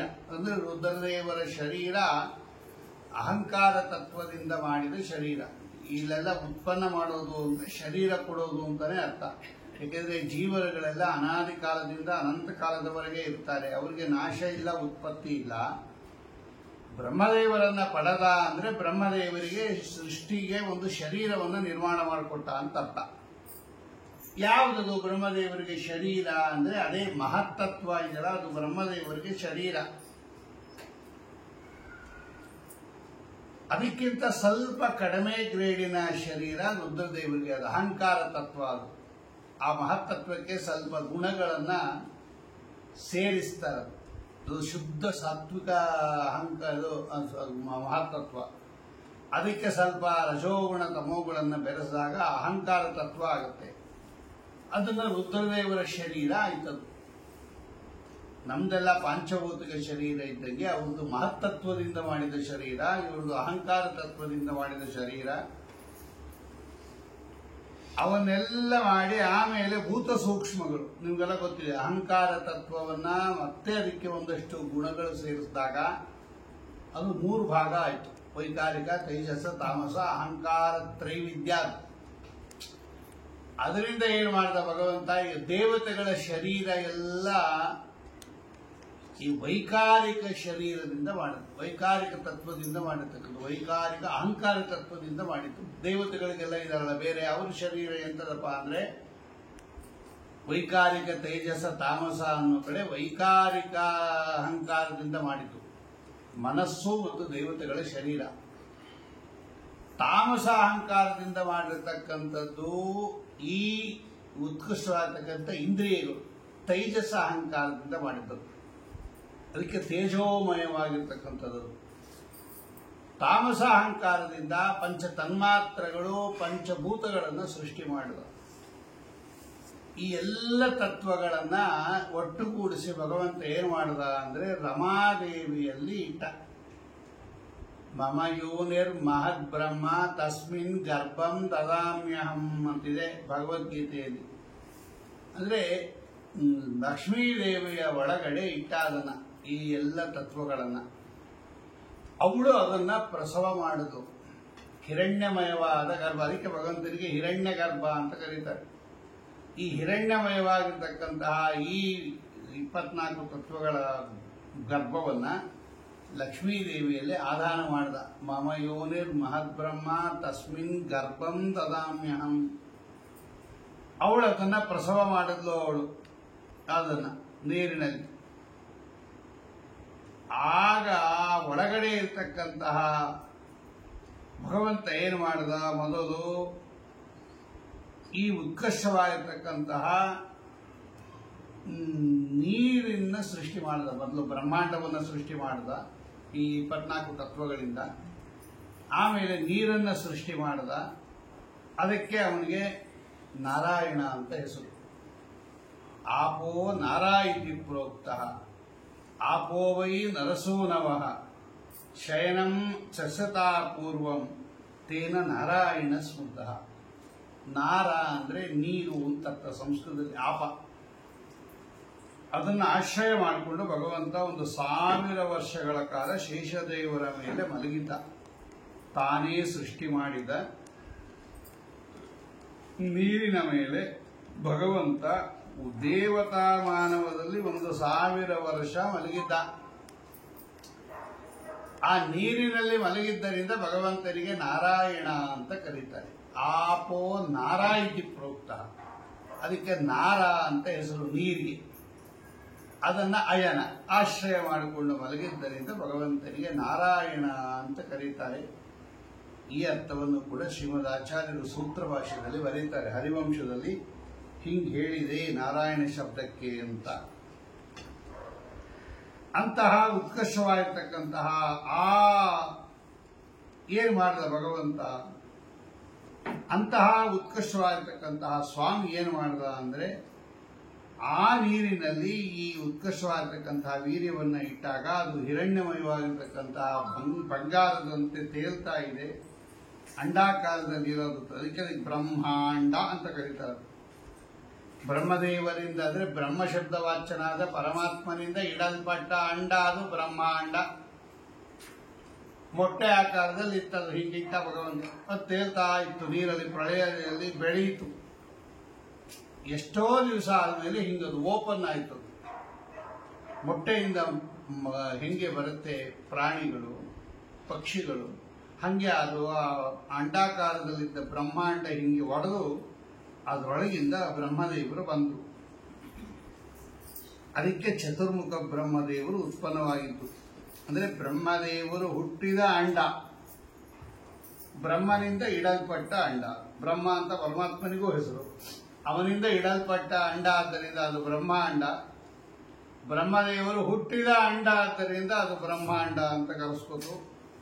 ಆ ಮೇಲಿನ ಭಾಗ ಎಲ್ಲ ಮೇಲಿನ ಲೋಕಗಳಾಯ್ತು, ಕೆಳಗಿನ ಭಾಗ ಎಲ್ಲ ಕೆಳಗಿನ ಲೋಕಗಳಾಯ್ತು ಸೀಳ್ಕೊಂಡು ಬಂದಿದ್ದಕ್ಕೆ. ಅದರ ಮಧ್ಯದಲ್ಲಿ ಅಂತರಿಕ್ಷ ಲೋಕ ಆಯಿತು. ಈ ಬ್ರಹ್ಮಾಂಡದ ಮಧ್ಯದಲ್ಲಿ ಈ ಪೃಥ್ವಿ ಭೂಮಿ ಇದೆಯಲ್ಲ, ಇದು ತೇಲ್ತಾ ಇದೆ. ಆ ನೀರಲ್ಲಿ ಮೇಲ್ಭಾಗ ಎಲ್ಲ ಆಕಾಶಪಥ, ಅಂತರಿಕ್ಷ, ಅಲ್ಲಿ ಸೂರ್ಯ, ಚಂದ್ರ, ಗ್ರಹ, ನಕ್ಷತ್ರಾದಿಗಳೆಲ್ಲ ತೇಲ್ತಾ ಇದೆ. ಇದೆಲ್ಲವನ್ನ ಬರೀತಾರೆ ಅವರು. ತತ್ರ ಕಾಲಂ ಮನೋವಾಚಂ ಕಾಮಂ ಕ್ರೋಧಂ ಸೃಜ್ಯಮಾನ ಪುರುಷಾನೈವ ವಿವರ್ಧಂತೆ ಯಥಾಗತ ದ್ವಿಧಾಕೃತ್ವಾತ್ಮನೋ ದೇಹಂ ಅತ್ತೇನ ಪುರುಷೋತ್ತಮ. ಆಮೇಲೆ ಏನು ಮಾಡ್ದ? ಈ ಗ್ರಹ, ನಕ್ಷತ್ರ ಇವನ್ನೆಲ್ಲ ಸೃಷ್ಟಿ ಮಾಡ್ದ ಭಗವಂತ. ದಿಕ್ಕುಗಳನ್ನು ಸೃಷ್ಟಿ ಮಾಡ್ದ, ಉಪದಿಕ್ಕುಗಳನ್ನು ಸೃಷ್ಟಿ ಮಾಡ್ದ. ಇಂತಹ ಉತ್ಕೃಷ್ಟವಾಗಿರ್ತಕ್ಕಂತಹ ರೀತಿಯಲ್ಲಿ ಜಗತ್ತನ್ನು ಭಗವಂತ ಸೃಷ್ಟಿ ಮಾಡಿ ಆಮೇಲೆ ಏನು ಮಾಡಿದ? ಈ ದೇಹಗಳನ್ನು ರಚನೆ ಮಾಡಿದ್ರು. ಪಿಂಡಾಂಡ ಅಂತ ಕರೀತಾರೆ. ಪಿಂಡಾಂಡ ಅಂದ್ರೆ ನಮ್ಮ ದೇಹ, ಬ್ರಹ್ಮಾಂಡ ಅಂದ್ರೆ 24 ತತ್ವಗಳಿಂದ ಆಗಿರ್ತಕ್ಕಂತಹ ಒಂದು ಮನೆ. ಅದಕ್ಕೆ ಅನುಗುಣವಾಗಿ ಭಗವಂತ ಏನು ಮಾಡ್ದ? ನಮ್ಮ ದೇಹಗಳನ್ನು ರಚನೆ ಮಾಡ್ದ. ಇದಕ್ಕೆ ಪಿಂಡಾಂಡ ಅಂತ ಕರೀತಾರೆ. ಅದು ಹೆಂಗಿದೆಯೋ ಇದು ಹಂಗೆ ಇದೆ, ಅಲ್ಲೇನೇನಿದೆಯೋ ಇಲ್ಲೂ ಹಂಗೆ ಇದೆ. ನಮ್ಮ ದೇಹದೊಳಗೆ ಮೇರು ಪರ್ವತ, ನಮ್ಮ ದೇಹದೊಳಗೆ ಸೂರ್ಯ, ಚಂದ್ರ, ನದಿ ಎಲ್ಲ ಇದೆ. ಬ್ರಹ್ಮಾಂಡದಲ್ಲಿ ಏನೇನಿದೆಯೋ ಎಲ್ಲ ನಮ್ಮ ದೇಹದೊಳಗೂ ಇದೆ. ಗರುಡ ಪುರಾಣ ಸ್ಪಷ್ಟವಾಗಿ ಹೇಳುತ್ತೆ. ಅದರ ಒಂದು ಚಿಕ್ಕ ಮಾಡೆಲ್ ಇದು, ಪಿಂಡಾಂಡ ಅಂತ ಕರೀತಾರೆ. ಇದನ್ನ ನಿರ್ಮಾಣ ಮಾಡಿದ ಮೇಲೆ ಆಮೇಲೆ ಬ್ರಹ್ಮದೇವರು ಉತ್ಪನ್ನರಾದ್ರಲ್ಲ, ಅವರು ಏನು ಮಾಡಿದ್ರು ಅಂದ್ರೆ ಭಗವಂತನ ಅನುಗ್ರಹದಿಂದ ಅವರು ಸೃಷ್ಟಿಯನ್ನ ಪ್ರಾರಂಭ ಮಾಡಿದ್ರು. ನೋಡಿ, ಮೊದಲು ಭಗವಂತನೇ ಮಾಡಿದ್ದು ಸೃಷ್ಟಿ, ಅವನಿಂದನೇ ಆರಂಭವಾಗಿದ್ದು ವಂಶ. ಅದಕ್ಕೆ ಹರಿವಂಶ ಅಂತ ಕರೀತಾರೆ. ಆಮೇಲೆ ಮುಂದಿನ ದೇವತೆಗಳಿಂದ ಅದು ಬೆಳಕೊಂಬಂತು. ಈಗ ಬ್ರಹ್ಮದೇವರ ಒಳಗಡೆ ನಿಂತು ಸೃಷ್ಟಿ ಮಾಡಕ್ಕೆ ಶುರು ಮಾಡಿದ ಭಗವಂತ. ಇದು ಬ್ರಹ್ಮದೇವರು ಮಾಡಿದ ಸೃಷ್ಟಿ. ಇದು ಏನು ಮಾಡಿದ್ರು ಅವರು?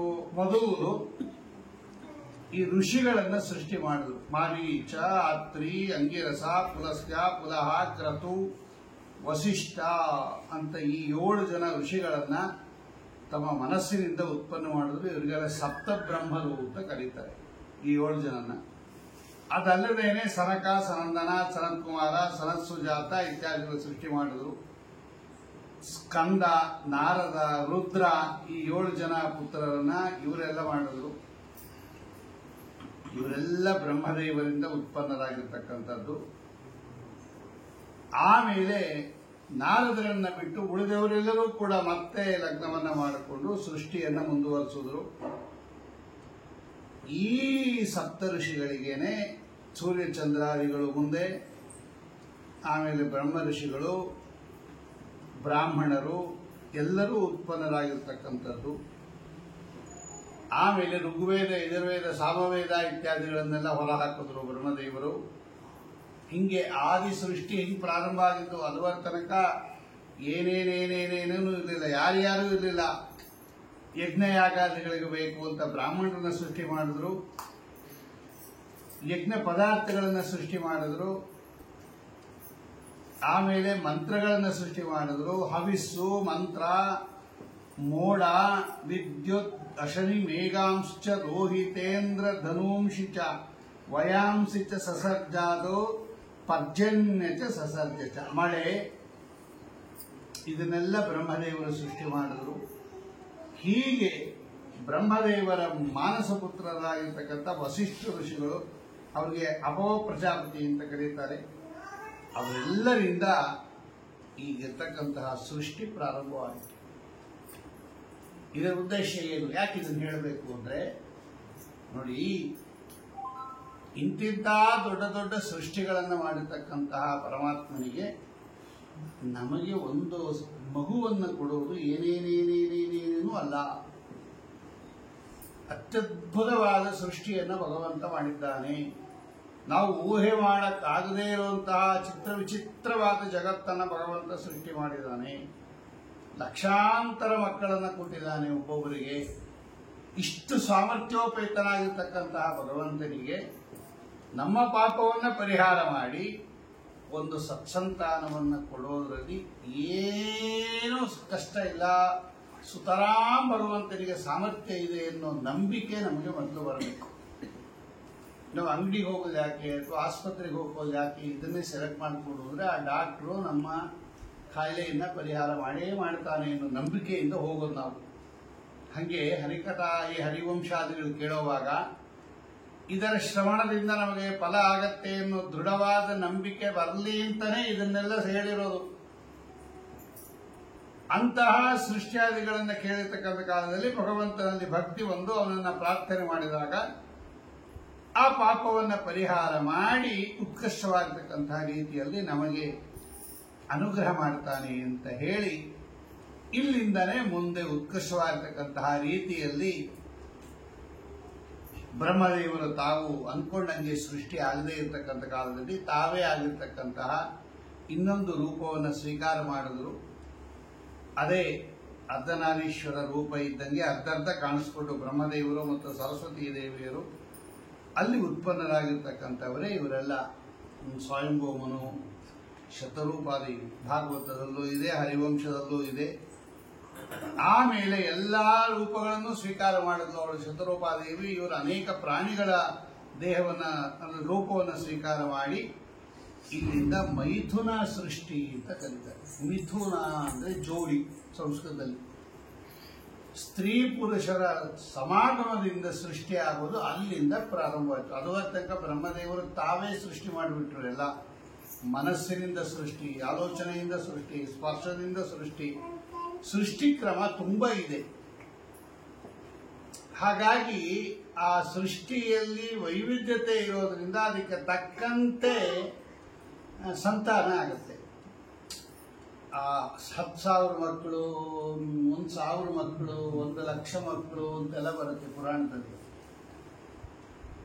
ಅಷ್ಟೆಲ್ಲ ಹೆಂಗೆ ಹಡಿಯಕ್ಕಾಗುತ್ತೆ? 1,000 ಮಕ್ಕಳನ್ನ, 5,000 ಮಕ್ಕಳನ್ನ ಅನ್ಕೋಬೇಡಿ. ಅದೆಲ್ಲ ತಾಯಿ ಗರ್ಭದಿಂದ ಬಂದಿರತಕ್ಕಂಥದ್ದಲ್ಲ. ಅದಕ್ಕೆಲ್ಲ ಬೇರೆ ಕ್ರಮ ಇರುತ್ತೆ. ಮೈಥುನ ಸೃಷ್ಟಿಯಿಂದ ಬಂದಿರೋದಲ್ಲ ಅವೆಲ್ಲ. ಅದೊಂದೇ ಅಲ್ಲ ಹಿಂದೆ ಇದ್ದಿದ್ದು. ಈಗ ಲೋಕದಲ್ಲೂ ಅಷ್ಟೇ ನೋಡ್ರಿ. ಈಗ ಕೈಯಲ್ಲಿ ರೊಟ್ಟಿ ಮಾಡಿದ್ರೆ ಎಷ್ಟು ಮಾಡ್ತೀರಾ? ಅದೇ ಮಿಷಿನಿಂದ ಮಾಡಿದ್ರೆ ಎಷ್ಟು ಮಾಡ್ತೀರಾ? ಎಪ್ಪಳ ಹೊತ್ತ ಮಿಷಿನ್, ಶಾಮ್ಗೆ ಮಾಡೋ ಮಿಷಿನ್ ಇರುತ್ತೆ. ಎಷ್ಟೆಷ್ಟೊಂದು ಮಾಡ್ಬೋದು ಗಂಟೆಗೆ. ಕೈಯಿಂದ ಮಾಡಿದ್ರೆ ಎಷ್ಟು ಮಾಡ್ತೀರಾ? ಮಿಷಿನಲ್ಲಿ ಮಾಡಿದ್ರೆ ಎಷ್ಟು ಮಾಡ್ತೀರಾ? ಯಾಕೆ ಅದು ಜಾಸ್ತಿ ಆಯ್ತು ಮಿಷಿನ್ ಅಲ್ಲಿ ಮಾಡಿದ್ದು ಅಂದ್ರೆ ಅದು ಮಿಷಿನ್ ಇಂದ ಮಾಡಿದ್ದದು. ಅದು ಬೇಗ ಬೇಗ ಮಾಡುತ್ತೆ ಮಿಷಿನ್ನು. ಕೈಯಿಂದ ಮಾಡ್ತಕ್ಕಂಥದ್ದು ಕಡಿಮೆ ಆಗುತ್ತೆ. ಹಂಗೆ ಮೈಥುನ ಸೃಷ್ಟಿಯಿಂದ ಸೃಷ್ಟಿ ಕಡಿಮೆನೇ ಯಾವತ್ತೂ ಕೂಡ. ಆ ದೊಡ್ಡ ದೊಡ್ಡ ಸೃಷ್ಟಿ ಇರುತ್ತಲ್ಲ, ತುಂಬಾ ಅದೆಲ್ಲ ಬೇರೆ ರೀತಿಯಲ್ಲಿ ಸೃಷ್ಟಿ ಆಗಿರ್ತಕ್ಕಂಥದ್ದು. ಹಾಗಾಗಿ ಅದೇಗಾಯ್ತು ಅಂತ ಕೇಳಬಾರದು. ಅಲ್ಲಿ ಕ್ರಮ ಬೇರೆ ಇರುತ್ತೆ.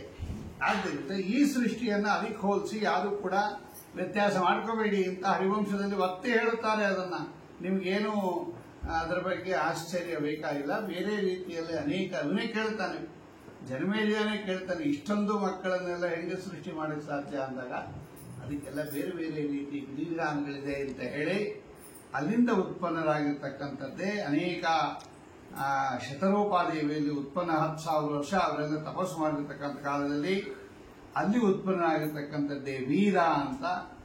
ಆ ವೀರನ ಹೆಂಡತಿ ಕಾಮ್ಯ, ಅಲ್ಲಿ ಉತ್ಪನ್ನರಾಗಿರ್ತಕ್ಕಂಥವರೇ ಪ್ರಿಯವ್ರತ ಉತ್ತಾನಪಾದ. ಆ ಪ್ರಿಯವ್ರತನಿಗೆ ಕರ್ದಮ ಪ್ರಜಾಪತಿ ತನ್ನ ಮಗಳನ್ನು ಕೊಟ್ಟಿರ್ತಕ್ಕಂಥ ಕಾಲದಲ್ಲಿ ಅಲ್ಲಿ ಉತ್ಪನ್ನರಾಗಿರ್ತಕ್ಕಂಥದ್ದು ಉತ್ಕೃಷ್ಟವಾಗಿರ್ತಕ್ಕಂತಹ ಸಾಮ್ರಾಟ್, ಕುಕ್ಷಿ, ವಿರಾಟ್, ಪ್ರಭು ಅಂತಕ್ಕಂಥದ್ದು. ಅಲ್ಲಿ ಉತ್ಪನ್ನರಾಗಿರ್ತಕ್ಕಂಥದ್ದೇ ಕೀರ್ತಿ, ವಂಶ, ಶಿವ, ಅಯಸ್ಪತಿ ಅಂತಕ್ಕಂಥದ್ದು. ಹಿಂಗೆಲ್ಲ ವಂಶ ಅಂತಕ್ಕಂಥದ್ದು ಹರಿವಂಶ ಪರ್ವ ಎಲ್ಲ ಬರೀ ಇಂಥದೇ. ಯಾರು ಲಗ್ನ ಮಾಡಿಕೊಂಡ್ರು, ಯಾರಿಗೆ ಸುಂದರವಾಗಿರ್ತಕ್ಕಂಥ ಮಕ್ಕಳು ಹುಟ್ಟಿದ್ರು, ಅವ್ರಿಗೆ ಹೆಂಗ್ ಹುಟ್ಟಿದ್ರು, ಇವರು ಎಂಥವರು, ಇದೆಲ್ಲ ಯಾಕೆ ಹೇಳಿದ್ರಪ್ಪ ಅಂದ್ರೆ ನಿಮಗೆ ಭಗವಂತನಲ್ಲಿ ಭಕ್ತಿ ಬರ್ಲಿ, ಇಂತಿಂತ ಸಾಮ್ರಾಟರೆಲ್ಲ ಉತ್ಪನ್ನರಾಗಿದ್ದಾರೆ ಅಂತ ಹೇಳಿ ಅವರ ವಂಶದಲ್ಲಿ ಬಂದಿರತಕ್ಕಂತಹ ಉತ್ಪನ್ನ ಧ್ರುವೋ ವರ್ಷ ಸಹಸ್ರಾಂಶ ತ್ರೀಣಿ ದಿವ್ಯಾನಿ ಸಹಸ್ರಾಣಿ ತೀನಿ ದಿವ್ಯಾನಿ ಕೋಪವೇ ಭೀವತ್ಸಃ ತಪಸ್ತೇಪೆ ಮಹಾರಾಜ ಪ್ರಾರ್ಥಯನ್ ಸುಮಹನ್ಯಶಃ. ಅಲ್ಲಿ ಬಂದಿರತಕ್ಕಂಥವನೇ ಧ್ರುವ, ಉತ್ತಾನಪಾದರಾಜನ ವಂಶದಲ್ಲಿ ಬಂದಿರತಕ್ಕಂಥವನು. ಎಷ್ಟು ವರ್ಷ ತಪಸ್ಸು ಮಾಡಿದ ಧ್ರುವ? 3000 ವರ್ಷ ತಪಸ್ಸು ಮಾಡಿದ್ದಾರೆ ಧ್ರುವರಾಜರು. ಆ ಕಡೆಯಲ್ಲಿ 6 ತಿಂಗಳು ತಪಸ್ಸು ಮಾಡಿದ್ದು ಭಗವಂತನ ದರ್ಶನ ಆಗಿದ್ದು ಆವಾಗ. ಅದಕ್ಕಿಂತ ಹಿಂದೆ ಮಾಡೇ ಇರಲಿಲ್ಲ ಅಂತ ತಿಳ್ಕೊಂಡ್ಬಿಡ್ಬೇಡ್ರಿ. 3000 ವರ್ಷ ಹಿಂದೆ ತಪಸ್ಸು ಮಾಡಿ ಅದೊಂದು 6 ತಿಂಗಳು ಮಾತ್ರ ಪೆಂಡಿಂಗ್ ಇತ್ತು. ಆ ಪೆಂಡಿಂಗ್ ಅನ್ನ ಇವಾಗ ಮಾಡಿಬಿಟ್ರು ಅವರಷ್ಟೇ. ಒಂದು ಸಬ್ಜೆಕ್ಟ್ ಉಳಿಸ್ಕೊಂಡ್ಬಿಟ್ಟಿರ್ತಾರೆ ನೋಡಿ, ಎಲ್ಲ ಪಾಸ್ ಆಗಿರುತ್ತೆ, ಒಂದು ಉಳಿಸ್ಕೊಂಡ್ಬಿಟ್ಟಿರ್ತಾರೆ, ಅದೊಂದು ಪಾಸ್ ಮಾಡ್ತಾರೆ. ಈಗ ಏನು ಒಂದು ಸಬ್ಜೆಕ್ಟ್ ಪಾಸ್ ಮಾಡಿದ್ದಕ್ಕೆ ಅವ್ರಿಗೆ ಡಿಗ್ರಿ ಕೊಟ್ಬಿಟ್ರಿ ಅಂದ್ರೆ ಹಿಂದೆ 8 ಮಾಡ್ಕೊಂಡಿದ್ರು ಅವರು, ಇದೊಂದು ಉಳಿಸ್ಕೊಂಡಿದ್ರು, ಈ ಸಲ ಮಾಡ್ಕೊಂಡ್ರು ಅವರು. ಅದಕ್ಕೆ ಅವ್ರು ಒಂದೇ ಸಬ್ಜೆಕ್ಟ್ ಪಾಸ್ ಮಾಡಿದ ತಕ್ಷಣ ಅವ್ರಿಗೆ ಡಿಗ್ರಿ ಸಿಕ್ಬಿಡ್ತು. ಹಂಗೆ ಹಿಂದೆ 3000 ವರ್ಷ ತಪಸ್ಸು ಮಾಡಿದ್ರು ಧ್ರುವರಾಜರು. ಒಂದು 6 ತಿಂಗಳ ಕಾಲ ಪೆಂಡಿಂಗ್ ಇತ್ತು ಅವರಿಗೆ ಸಾಧನೆಯಲ್ಲಿ. ಅದನ್ನ ಕಡೆಯಲ್ಲಿ ಆ ಸುರುಚಿ ಕೋಪ ಮಾಡಿಕೊಂಡು ಹೇಳಿದಾಗ 6 ತಿಂಗಳ ತಪಸ್ಸನ್ನ ಮಾಡಿ ಭಗವಂತನ ದರ್ಶನ ಮಾಡಿ ಉದ್ಧಾರ ಆದರು ಅಂತ ಒಟ್ಟು ತಾಳಪತ್ರ ಇದು ಹೇಳುತ್ತೆ. ತ್ರೀಣಿ ಸಹಸ್ರಾಣಿ ದಿವ್ಯಾನಿ ಭಾರತ ಹೇ ತಪಸ್ತೇಪೆ ಮಹಾರಾಜ. ಅಂತಹ ಉತ್ಕೃಷ್ಟವಾಗಿರ್ತಕ್ಕಂತಹ ತಪಸ್ಸನ್ನು ಮಾಡಿರ್ತಕ್ಕಂತಹ ಧ್ರುವರಾಜರು ಅವರ ವಂಶದಲ್ಲಿ ಅಂದರೆ ಭಗವಂತನನ್ನ ಚಿಕ್ಕ ವಯಸ್ಸಿನಲ್ಲೇ ನೋಡಿರ್ತಕ್ಕಂತಹ ಮಹಾರಾಜ, ಅವನ ವಂಶದಲ್ಲೇ ಬಂದಿರತಕ್ಕಂತಹ ವಿಶೇಷವಾಗಿರ್ತಕ್ಕಂತಹ ಸ್ಲಿಷ್ಟಿ, ಇಬ್ಬರು ಹೆಂಡತಿಯ ಧ್ರುವರಾಜನಿಗೆ, ಶಂಭು ಅವಳ ವಂಶದಲ್ಲೇ ಸ್ಲಿಷ್ಟಿ, ಭವ್ಯ ಅಂತ ಇಬ್ಬರು ಪುತ್ರರು ಉತ್ಪನ್ನರಾಗಿರ್ತಾರೆ. ಅವರಿಗೆ ರಿಪು, ರಿಪುಂಜಯ, ಪುಣ್ಯ, ವೃಕಲ, ವೃಕತೇಜಸ ಅಂತ 5 ಜನ ಮಕ್ಕಳು. ಅವರ ವಂಶದಲ್ಲಿ ಬೃಹತಿ ಇರತಕ್ಕಂಥ ಹೆಂಡತಿಯಲ್ಲಿ ಉತ್ಪನ್ನರಾಗಿರ್ತಕ್ಕಂಥವನೇ ಚಾಕ್ಷುಷ ವಂಶ. ಆ ಚಾಕ್ಷುಷ ಅಂತಕ್ಕಂಥವನಿಗೆ ಪುಷ್ಕರಿಣಿ ಇರತಕ್ಕಂತಹ ಹೆಂಡತಿಯಲ್ಲಿ ಉತ್ಪನ್ನ ಆಗಿರ್ತಕ್ಕಂಥದ್ದೇ ಮನು. ಅವರ ಹೆಂಡತಿಯಾಗಿರ್ತಕ್ಕಂಥ ನಟವಾಲ ಅಂತಕ್ಕಂಥಲ್ಲಿ ಉತ್ಪನ್ನರಾಗಿರ್ತಕ್ಕಂಥವನೇ ಪುರು, ಉರು, ಶತದ್ಯುಮ್ನ, ತಪಸ್ವಿ, ಸತ್ಯವಾನ್, ಕವಿ, ಅಗ್ನಿಷ್ಠತ್, ಅತಿರಾತ್ರ, ಸುದ್ಯುಮ್ನ, ಅಭಿಮನ್ಯು ಅಂತ 10 ಜನ ಮಕ್ಕಳು. ಅಲ್ಲಿ ಉತ್ಪನ್ನರಾಗಿರ್ತಕ್ಕಂತಹ ಅಂಗಮಹಾರಾಜನ ಉತ್ಪತ್ತಿಯನ್ನು ನಿರೂಪಣೆ ಮಾಡಿ ಆ ಅಂಗರಾಜನಿಗೆ ಉತ್ಪತ್ತಿಯಾಗಿರ್ತಕ್ಕಂಥವರು ಸುಮನ, ಖ್ಯಾತಿ, ಕ್ರತು, ಅಂಗಿರಸ, ಗಯ ಅಂತ 6 ಮಕ್ಕಳು. ಅವರಲ್ಲಿ ಅಂಗರಾಜ ಅಂತಕ್ಕಂಥವನು ಸುನೀತ ಅಂತಕ್ಕಂತಹ ಅಂಗನೆಯಲ್ಲಿ ಅಂದರೆ ಹೆಂಡತಿಯಲ್ಲಿ ಉತ್ಪನ್ನರಾಗಿರ್ತಕ್ಕಂಥವನೇ ವೇನ. ಆ ವೇನನ ಅಪಚಾರಸ್ತು ವೇನಸ್ಯ ಪ್ರಕೋಪ ಸಮುದಾಯ. ಇದು ಭಾಗವತದಲ್ಲಿ ಕೇಳಿದ್ದೀರಾ? ನಯಷ್ಟವ್ಯಂ, ನತಾತವ್ಯಂ, ನಹೋತವ್ಯಂ ದ್ವಿಜಾಕ್ವಚಿತ್. ಮಹಾದುಷ್ಟ ಅಂಗಮಹಾರಾಜನ ಕಥೆ ಭಾಗವತದಲ್ಲಿದೆ. ಇಲ್ಲೇನು ಭಾಗವತ ಹರಿವಂಶದಲ್ಲಿ ಅಂದ್ರೇನು ಅಂದ್ರೆ ಭಾಗವತದಲ್ಲಿ ಯಾವ ಕಥೆಯನ್ನು ವಿಸ್ತಾರ ಮಾಡಿದ್ದಾರೆ, ಹರಿವಂಶದಲ್ಲಿ ಅದನ್ನು ಚಿಕ್ಕದು ಮಾಡಿಬಿಟ್ಟಿದ್ದಾರೆ. ಭಾಗವತದಲ್ಲಿ ಯಾವುದು ಚಿಕ್ಕದಾಗಿ ಹೇಳಿದ್ದಾರೆ, ಹರಿವಂಶದಲ್ಲಿ ಅದನ್ನು ದೊಡ್ಡದು ಮಾಡಿದ್ದಾರೆ. ಹೀಗಾಗಿ ಭಾಗವತ ಮತ್ತು ಹರಿವಂಶ ಎರಡನ್ನೂ ನಾವು ಕೇಳಿದಾಗ ಎರಡರ ಕಥೆ ನಮಗೆ ಸರಿಯಾಗಿ ಗೊತ್ತಾಗ್ಬಿಡುತ್ತೆ. ಇಲ್ಲಿ ವೇನನ ಕಥೆ ಚಿಕ್ಕದು ಮಾಡಿಬಿಟ್ಟಿದ್ದಾರೆ. ಬೇರೆ ಪೃಥುಚಕ್ರವರ್ತಿಗಳ ಕಥೆ 2 ಕಡೆನೂ ಜಾಸ್ತಿ ಇದೆ. ಒಂದು ಕತೆ ಕಡಿಮೆ, ಇಲ್ಲಿ ತ್ರಿಶಂಕುವಿನ ಕತೆ ಜಾಸ್ತಿ ಇದೆ. ಹರಿವಂಶದಲ್ಲಿ ಜಾಸ್ತಿ ಇದೆ, ಭಾಗವತದಲ್ಲಿ ಕಡಿಮೆ ಇದೆ. ಹೀಗೆ ಅಲ್ಲಿ ಕಡಿಮೆ, ಇಲ್ಲಿ ಜಾಸ್ತಿ, ಹಿಂಗೆ ವ್ಯವಸ್ಥೆ ಮಾಡಿ ವೇದವ್ಯಾಸ ದೇವರು 2 ಗ್ರಂಥಗಳನ್ನು ಚೆನ್ನಾಗಿ ಅಧ್ಯಯನ ಮಾಡಿದಾಗ ಎಂತೆಂಥ ಮಹಾನುಭಾವರಾಗಿರ್ತಕ್ಕಂತಹ ಧರ್ಮಜ್ಞಾನಿಗಳಾಗಿರ್ತಕ್ಕಂತಹ ಸಂತಾನ ಉತ್ಪತ್ತಿಯಾಗಿದೆ ಎನ್ನುವುದು ನಮ್ಗೆ ಗೊತ್ತಾಗತ್ತೆ. ಇವನೇನು ಮಾಡಿದ, ವೇನ ಅಪಚಾರ ಮಾಡಿಬಿಟ್ಟ. ಇವನು ಬ್ರಾಹ್ಮಣರನ್ನ ನಯಷ್ಟವ್ಯಂ ನದಾತವ್ಯಂ ನಹೋತವ್ಯಂ ದ್ವಿಜಾಕುಚಿತ್, ಇನ್ಮೇಲೆ ಯಾರು ಬ್ರಾಹ್ಮಣರು ನನ್ನ ರಾಜ್ಯದಲ್ಲಿ ಯಜ್ಞ ಮಾಡಬಾರ್ದು, ಯಾಗ ಮಾಡಬಾರ್ದು, ಹೋಮ ಮಾಡಬಾರ್ದು ಅಂತ ಬೇರಿ ಘೋಷ ಹೊಡಿಸ್ಬಿಟ್ಟ. ಮಹಾದುಷ್ಟ ಇವನು ವೇನ. ಈ ಅಂಗರಾಜನಿಗೆ ವೇನ ಹುಟ್ಟಿದಾಗ ಆ ಅಂಗರಾಜ ಒಂದು ಯಜ್ಞ ಮಾಡ್ದ. ಹಿಂದಿನ ಕಾಲದಲ್ಲಿ ಯಜ್ಞ ಮಾಡಿದಾಗ ದೇವತೆಗಳು ಸಾಕ್ಷಾತ್ತಾಗಿ ಬಂದು ಹವಿಸು ಸ್ವೀಕಾರ ಮಾಡೋರಂತೆ. ಇಂದ್ರಾಯ ಸ್ವಾಹ ಅಂದಾಗ ಇಂದ್ರದೇವರು ಬಂದು ಕೈಗೆ ಇಸ್ಕೊಂಡು ಹೋಗೋರಂತೆ. ಆಯಾ ದೇವತೆಗಳೇ ಬಂದ್ಬಿಡೋರಂತೆ. ಅಷ್ಟು ಶ್ರದ್ಧಾಭಕ್ತಿಗಳಿಂದ ಮಾಡೋರು ಅವರು. ಅಂಗರಾಜ ಯಜ್ಞ ಮಾಡಿದಾಗ ದೇವತೆಗಳು ಬರಲೇ ಇಲ್ಲ. ಇವಾಗ ಕೇಳ್ದ ಪುರೋಹಿತರನ್ನ, ಯಾಕೆ ಬಂದಿಲ್ಲ ದೇವತೆಗಳು? ಆಗ ಅವರು ಹೇಳಿದ್ರು, ನೋಡು, ನಿಮಗೆ ಸಂತಾನ ಇಲ್ಲ, ಸಂತಾನ ಇಲ್ಲದೆ ಇರ್ತಕ್ಕಂಥವ್ರು ಯಜ್ಞ ಮಾಡಿದಾಗ ದೇವತೆಗಳು ಬರೋದಿಲ್ಲ ಅಂದ್ರು. ಯಾಕೆ ಸಂತಾನ ಆಗಲಿಲ್ಲ ಅಂದ. ನೋಡಿ, ಹಿಂದಿನ ಜನ್ಮದಲ್ಲಿ ನೀನು ಸಂತಾನಕ್ಕೆ ಬೇಕಾಗಿರ್ತಕ್ಕಂತಹ ತೊಂದರೆ ಇತ್ತು. ನೀನು ಒಬ್ಬ ಮಗನನ್ನ, ಅಂದರೆ ಒಬ್ಬ ಮಗುವನ್ನು ಕೊಂದು ಬಿಟ್ಟಿದ್ದೀನಿ, ಸಂಹಾರ ಮಾಡಿಬಿಟ್ಟಿದ್ದೆ, ಅದಕ್ಕೆ ನಿಮಗೆ ಈ ಜನ್ಮದಲ್ಲಿ ಸಂತಾನ ಇಲ್ಲ. ಏನ್ ಮಾಡಬೇಕು ಅಂತ ಕೇಳಿದ್ರು. ಯಾಗ ಮಾಡು ಹುಟ್ಟುತ್ತಾನೆ. ಅವನೊಂದು ಯಾಗ ಮಾಡಿದ, ಅದಕ್ಕೋಸ್ಕರ ಯಾಗ ಮಾಡಿದ. ಪಾಪ ಏನೋ ಪರಿಹಾರ ಆಯಿತು, ಮಗ ಹುಟ್ಟುಬಿಟ್ಟ. ಸಂತಾನಕ್ಕೆ ಅಡ್ಡಿ ಇದ್ದ ಪಾಪ ಪರಿಹಾರ ಆಯಿತು. ಆದರೆ ಸಂಹಾರ ಮಾಡಿಬಿಟ್ಟಿದ್ನಲ್ಲ ದುಷ್ಟ ಮಗ ಹುಟ್ಟುಬಿಟ್ಟ. ಅವನೇ ವೇನ, ಪೀಡೆ. ವೇನ ಅಂದ್ರೆ ಪೀಡೆ ಅಂತ. ಅಕ್ಷರಶಃ ಪೀಡೆನೇ ಅವನು. ಎಲ್ಲ ಮಕ್ಕಳನ್ನ ದಾರುಣವಾಗಿ ಕೊಲ್ತಾ ಇದ್ದ.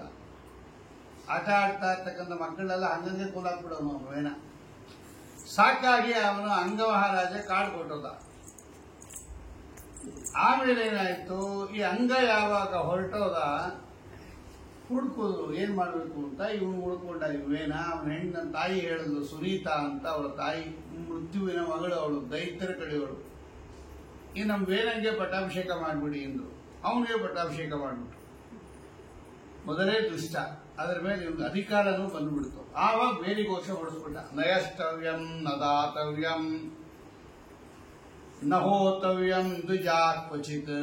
ಇನ್ಮೇಲೆ ಯಾರು ಕೂಡ ಬ್ರಾಹ್ಮಣರಿಗೆ ದಾನ ಕೊಡಬಾರ್ದು, ಯಜ್ಞ ಯಾಗಾದಿಗಳು ಮಾಡಬಾರ್ದು, ಹೋಮ ಹವನಾದಿಗಳು ಮಾಡಬಾರ್ದು ಅಂತ. ಬ್ರಾಹ್ಮಣರಿಗೆಲ್ಲ ಅವನಿಗೆ ಕನಿಕರ ಬಂತು. ಹಂಗೆಲ್ಲ ಹೇಳಬಾರ್ದು ಯಜ್ಞರಾಜ. ಯಾವ ರಾಷ್ಟ್ರದಲ್ಲಿ ಯಜ್ಞಯಾಗಾದಿಗಳು ಮಾಡ್ತಾರೋ ಆ ಉತ್ಕೃಷ್ಟವಾಗಿರ್ತಕ್ಕಂತಹ ರೀತಿಯಲ್ಲಿ ಯಜ್ಞಯಾಗಾದಿಗಳು ಮಾಡಿದ್ರೆ ಉತ್ಕೃಷ್ಟವಾಗಿರ್ತಕ್ಕಂತಹ ಸತ್ಸಂತಾನಾದಿಗಳಾಗುತ್ತೆ. ವೃಷ್ಟಿ ಅಂದ್ರೆ ಮಳೆ ಆಗತ್ತೆ, ಬೆಳೆ ಆಗತ್ತೆ. ನಕ್ಕಬಿಟ್ಟ ಅವೇನ, ಏನಿದೆಲ್ಲ ನೀವು ಬಾಲಿಶ ಮಾತಾಡ್ತಾ ಇದ್ದೀರಾ? ಅದಕ್ಕೂ ಏನು ಸಂಬಂಧ ಇಲ್ಲ. ನಾನೇ ದೇವರು ಅಂದ್ಬಿಟ್ಟ.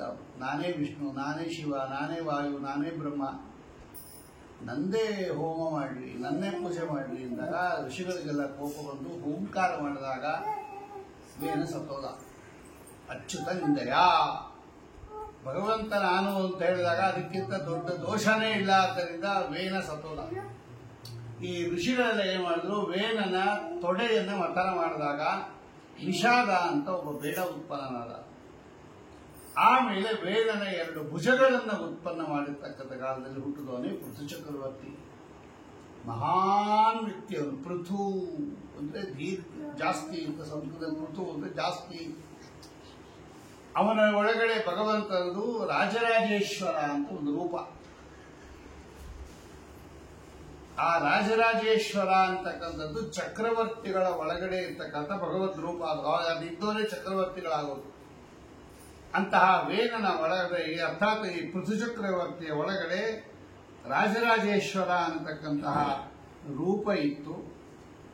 ಆ ರೂಪದ ಬಲದಿಂದ ಅವನೇನು ಮಾಡಿದ ಅಂದ್ರೆ ಉತ್ಕೃಷ್ಟವಾಗಿರ್ತಕ್ಕಂತಹ ರೀತಿಯಲ್ಲಿ ಅವನ ಕಥೆ ಮುಂದೆ ಬರುತ್ತೆ. ಆ ವಿಶೇಷವಾಗಿ ಭೂಮಿಯನ್ನ ವಿಶೇಷವಾಗಿ ಅನುಗ್ರಹ ಮಾಡಿ ಭೂಮಿಯನ್ನ ಗೋರೂಪದಲ್ಲಿದ್ದ ಭೂಮಿಯಿಂದ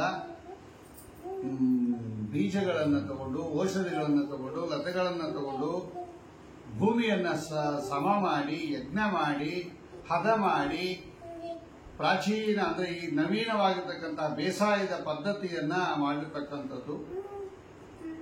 ಇವರ ವಂಶದಲ್ಲಿ ಬಂದಿರತಕ್ಕಂಥವನೇ ಉತ್ಕೃಷ್ಟವಾಗಿರ್ತಕ್ಕಂತಹ ರೀತಿಯಲ್ಲಿ ಪ್ರಾಚೀನ ಬರಿಹಿ ಅಂತ ಇವರ ಕಥೆಯೆಲ್ಲ ಭಾಗವತದಲ್ಲಿದೆ.